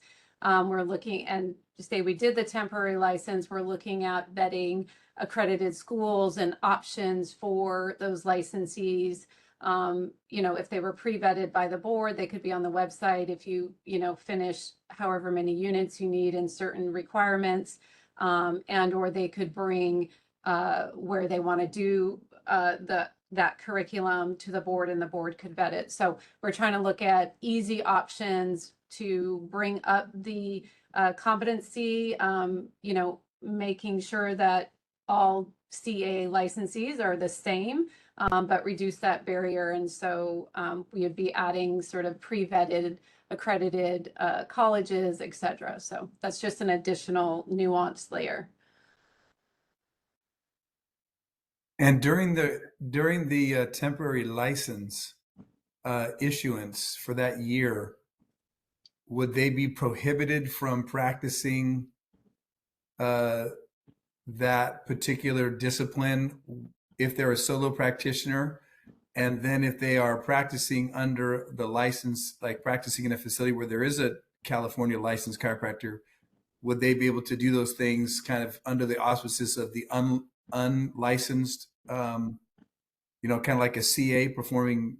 Is that Correct. something? Exactly. Okay. They would have to post it. I'm deficient in this, and they can't, give advice or, practice under those. But if they're in a office and you have a California license, that person does, then yes, they could practice under that. And then one additional note, just I think it's really for Ms. Walker, so I don't forget. I came up with the question, say they're taking a class, but they're, on that 12-month, they're in process, they're going to meet it, but it's going to fall into that 13-month or 14-month. I think we do need to have some sort of provision to sort of shore that up versus that hard stop. Well, you don't do it in 12 months, we're not going to renew it. But, say it lined up where they are, 2 weeks into the 12-month, past the 12-month. Does that make sense, Ms. Walker, as far as Yeah, we could revisit that 12-month that we started with that number, modeling it after the military it's spouse. perfect. I just want to make sure if we have like an outlier that we have a way to address it and not just have that person have to, not practice here. Got it. Okay. Yeah, we'll take a look at that. Okay. So yes, Dr. Adams, you have the idea. Okay. Sounds good. Any other insights, comments, questions from the board? So was there any discussion, well, two things I think initially. One, I noticed some of the fees and costs are specifically stated in the proposed language. And based on our discussion, and is there a way that we can have language that allows us flexibility in case that changes? And maybe as of the date of their application, whatever the actual fee is, maybe some language like along those lines. That way we're not holding it up, but we're also not, kind of locking ourselves in. And then the second thing is bear with me here, under B, can we also kind of, or should we consider factoring in maybe utilizing SINBAD, the Chiropractic Information Network Board Action Database, which is a FCLB product that will kind of run them somewhat nationally for any actions, et cetera, and then have that cost. Do we have a cost, Ms. Walker, to run like individual DCs through that? Not through Sinbad. We may want to add a fee for running them through the National Practitioner Data Bank, which I believe is a $2 fee. But no, actually, Sinbad is, I believe, complimentary to our program, but they let us get in there and search. We may not need to specify it in the language itself, but I appreciate you mentioning that, because we'll take a look at it, because it is something that we look at on the back end, particularly with enforcement, and we can expand it a little bit with licensing. Yeah, and I mean, we do have costs in staff time. So it's just one more thing we have to do. So I don't know, just so we, like just going back to kind of, I don't mean to harp on this today, but just going back to that consideration of, every movement, action, piece of paper, like our total cost to do all these things. I think that's where we kind of start to slowly erode our ability to, stay whole there. So those would be my considerations, that we make some language and consideration, not only for our costs, or if there's any actual hard cost for us with Sinbad. I'm recalling there was, but if you're a subscriber, then maybe it was unlimited. But maybe our cost to be a subscriber, there's kind of a cost, right? Because we FCLB and being membership, etc. So those would be my two suggestions for right now. Thank you. Great. And Dr. Paris, do you have kind of comments on option under C? One of the big questions is, do we want them to be in practice for any length of time, or if they've graduated from the school, can we supply that reciprocity as long as they meet all the requirements? So that's kind of the big question for the board members. I'll be quite frank, honest here. I keep going back and forth on that. I think there's some value and assurances to, having somebody have practiced under, and abide by regulations and et cetera. But I'm not sure that necessarily that we would need that once we put into place all the other mechanisms, make sure there's no board actions. And I think relatively across the US, our patient, I mean, when we study this, we kind of have there's no really regions or areas where the patients are different or distinct. And so I think if they're practicing and they've seen, they're seeing the same patients we are, and it's just the nuances of what their scope may allow or disallow coming from one state to another, or maybe the Chiro call is what we mentioned before. So I think we're checking all the boxes that make me feel good about allowing somebody to, apply for reciprocity without having a kind of a time and grade type of, time and practice metric. Okay, great. Thank you. Thank you. Yeah, thanks. And then just to the other board members, if we can just kind of hear from each person on this particular topic, because we really wanted the board's input on this. I like the language. I think the suggestions that have been made are excellent, and but I think this is. I mean, we're almost all the way there. Any feelings on time and practice as a requirement? I mean, I think in California, I mean, it's the same thing. If somebody meets the requirements in California and they get their license, they can practice day one.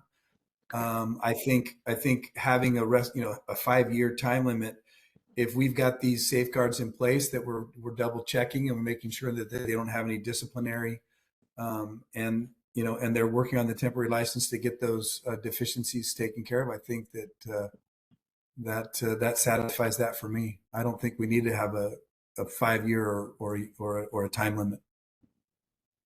Okay. And then I appreciate hearing that, because I know when we in our discussion in licensing committee discussions, it's just we were trying to balance that. And to your point, someone graduates, passes their tests, right? They can start. If someone is, what's it called? We have all of these options already in place for other situations. So it really is just a lot of leveraging what we already have in place and the expectations we have in place. So glad to hear that. I'd say I'd see the benefit of having them wait 5 years, but I think that's unfair. It's burdensome, and it's not not in the spirit of having them continue to serve patients. It's not as if they've lost their license. They just need to meet some requirements. So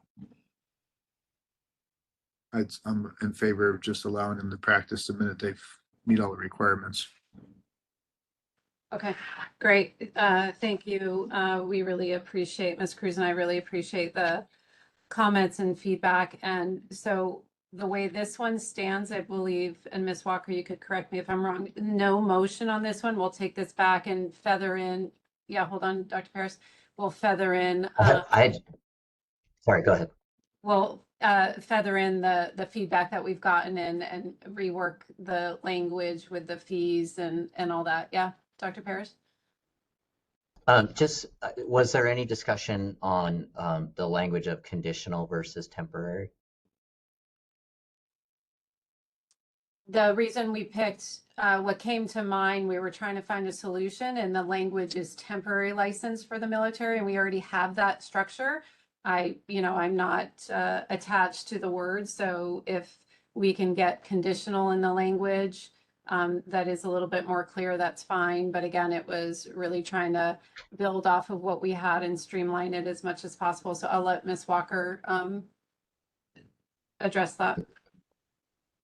And I would just say, I think because they can be separate issues, a temporary license, if you're on duty somewhere and maybe not anticipating to be, licensed there, Well, for a long period of time versus temporary and the one that we want the motion on, and then this would be under a different statute. So Ms. Walker, do you want to address that?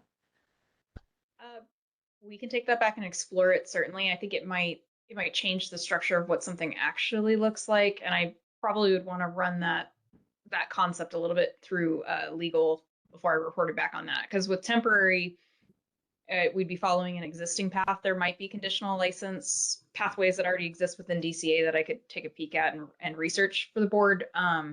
But when I hear the word conditional, I'm picturing you're issuing a standard license but conditioning it, which normally goes through more of like our statement of issues kind of process. And I think it kind of may branch off into something a little much different, where you're then, you satisfy certain conditions and then we take those restrictions off the license. So we might have to explore that a bit further. I'm happy to do it and report back on both kind of concepts. Yeah, I don't want to slow it down. I just was thinking that it is, I mean, from my understanding, what I'm hearing is it is actually conditional. It may be conditional as to what they can and can't do, but it's also conditional that they meet whatever requirements we think they need to have done in, whatever time frame, if they're, if for the reciprocity. Well, it is, but I think it just lies more in just the current language that we have in the regulation and streamlining it, even though, the definition or the interpretation is conditional. So, I mean, we'll take it back and look at it. Yeah, sure. Thank you. I guess from my perspective, I like the language because I think it's a temporary license because it has an end if they don't meet the conditions. Mm-hmm. And because I mean, a person's got to be actively doing it. You're asking for it. So I like the language as it is temporary because it's a temporary license for a period of time with conditions that they are, in a sense, themselves having to comply with in order to get the licensure because of the difference between where they graduated from, and what California requires. So that's the way I interpreted it. And maybe I like it.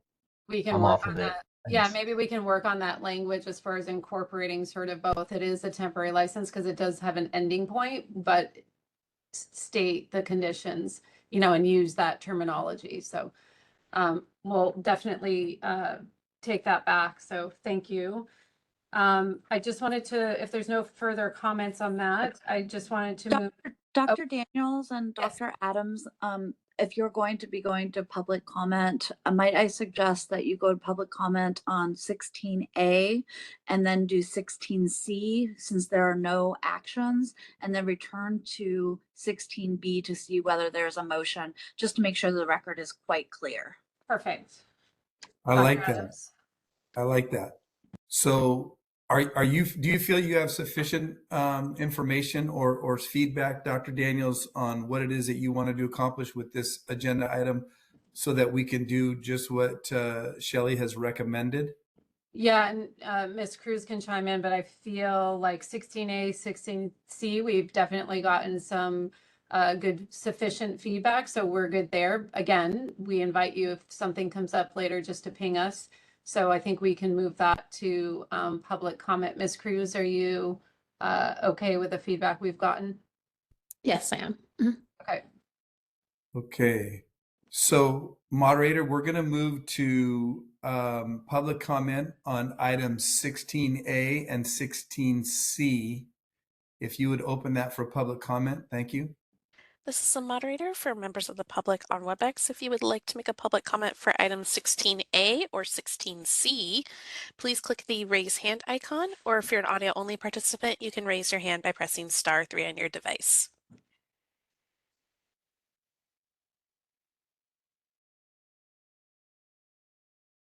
All right, and this is a moderator. Appears there are no requests for public comment at this time. Thank you very much. Okay, now we'll address 16B. And Dr. Daniels or Ms. Walker, whoever is going to present the language that you want to conclude in your motion. Or if you're wanting to make a motion. Well, as far as the committee, we felt like we were ready to make a motion to move forward on the language. We wanted to make sure with the full board that the language was comprehensive, acceptable, etc. So if there's no further comment or recommendations for that, then I would suggest we make a motion so that staff can continue to move it forward. But we're completely fine if there's a problem with the language to take it back. So it's really up to the board's feedback and comment on how they're feeling about attachment 2.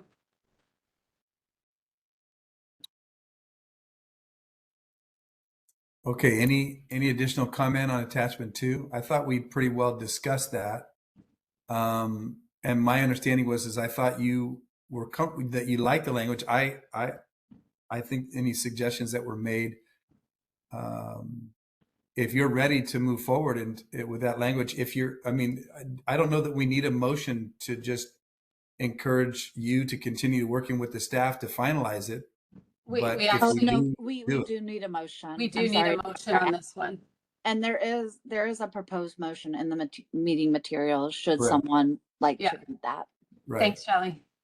Yeah. So yeah, let's go to that motion then in the language. All right. I can make the proposed motion. The proposed motion is to approve the proposed regulatory text for California Code of Regulations, Title 16, Sections 301, 303.1, and 308 in Attachment 2 to Agenda Item 16 in the meeting materials. Direct staff to submit the text to the Director of the Department of Consumer Affairs and the Business Consumer Services and Housing Agency for review. And if no adverse comments are received, authorize the executive officer to take all steps necessary to initiate the rulemaking process, make any non-substantive changes to the package, and set the matter for a hearing if requested.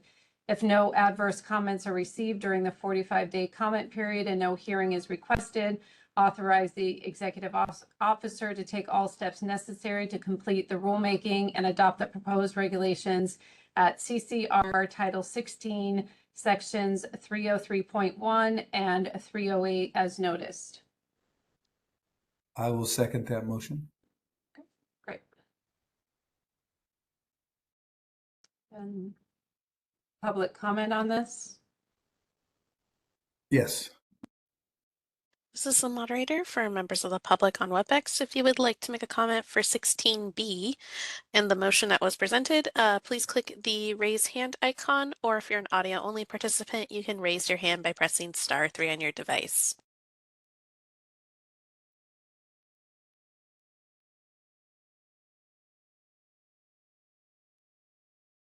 All right, and it appears there are no requests for public comment at this time. Thank you. Ms. Cruz, can you take the roll for agenda item 16B. B. All right. Dr. Adams, Yes. Dr. Daniels, Yes. Ms. Cruz, yes. Dr. Azalino, Yes. Dr. Paris. Yes. Motion passes. Thank you. Okay, we'll move to our final agenda item, or one of our last agenda items. Future agenda items. We will open this up for suggestion for any future agenda items.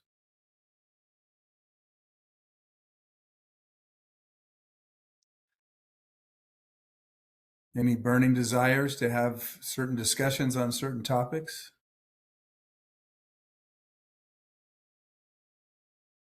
I do have one. Can we maybe place on a future agenda to clarify the ability for actual hands-on adjusting at continuing education?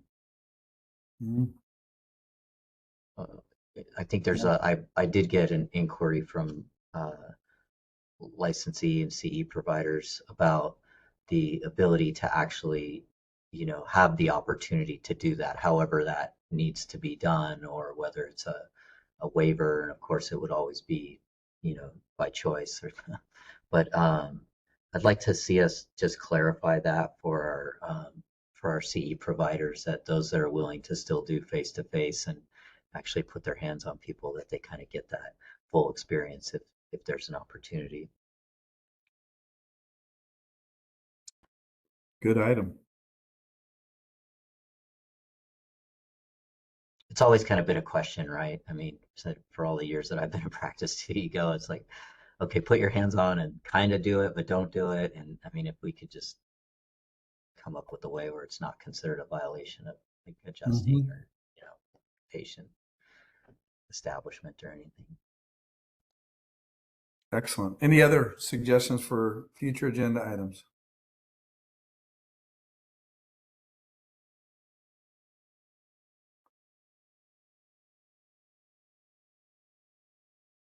Okay.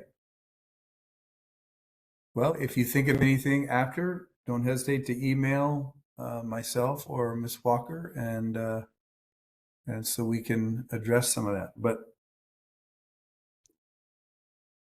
if there's nothing else, we'll open up agenda item 17 for public comment. This is a moderator for members of the public on WebEx. If you would like to make a public comment on this item, please click the raise hand icon, or if you're an audio-only participant, you can raise your hand by pressing *3 on your device. And it looks like I have a request from Dr. Liu.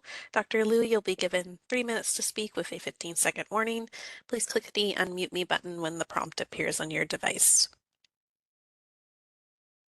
Again, I just want to thank the board for letting me be able to be here. Dr. Paris, I loved your last thought about what to do for teaching continuing ed. My turn was to ask NCMIC what I was supposed to do. So perhaps in that creating of that conversation, they gave me some pretty sound feedback. Also, when we were at Palmer, we had little participation forms. So there may be some things some resources that can be tapped into from existing situations for that conversation. Thank you. All right, this is the moderator. It appears there are no further requests for public comment at this time. Okay, thank you. Unless there's been anything that's come in since the last conversation, I believe agenda item 18 is mute because we don't have any closed sessions. So we'll move to, I'm sorry? That is correct. Okay. So we'll move to agenda item 19, adjournment. In closing, just want to thank everybody for your participation, for the robust conversations we're having. I also want to circle back. I failed to acknowledge, and I have acknowledged during my executive report, or my chair report, the massive amount of heavy lifting that the staff, the committees, and all those that have been involved. I mean, I look back on the year, I think of the licensing committee was really a star in the 2025, and the heavy lifting that you did, Dr. Daniels, and Miss Cruz, and the things that we accomplished, and obviously Miss Walker, you were in there with all of it, and the staff backing up. So we covered a lot of ground, and I think we're going to continue to get, what was it, 7 or 5 that we've already gotten through now, public comment and regulation, and we're still got, almost 20, still in the works. I just think, the staff and all of you have done great. So I so appreciate all that you're doing, and let's just keep it going. We got good momentum, and I'm excited for 2026 and for the team effort that we're really all pulling together for the good of our public and for our profession and for all that we love. So thank you. Yeah, just really quick, thank you, Dr. Adams, for that. I was going to mention it during the sunset, but I forgot. I mean, when I was reading through Sunset from where we started 4 years ago to how much work has been done, and obviously we have, ways to go still, and then when you look at our table, we had nothing completed, and now when we look at that table that I know Miss Cruz appreciates, so much of it has been completed or in progress. So it's, I know it's been slow and frustrating at times, but it was nice to see in the sunset that a lot has happened in the last 4 years with the executive officers, leadership and staff and all the board members. So thank you. Awesome. Thank you for that comment. If there's nothing else, we'll stand adjourned. I believe the time is 12:50, so we under the wire by 10 minutes. Miss Walker, you never cease to amaze me that you seem to know exactly how much time we're going to need. So fantastic. So with that, everybody have a wonderful rest of your day, and we'll see you at the next meeting. Thank you. Thank you, everyone. Thank you. Thank you. Thank you. Thanks. Have a nice day.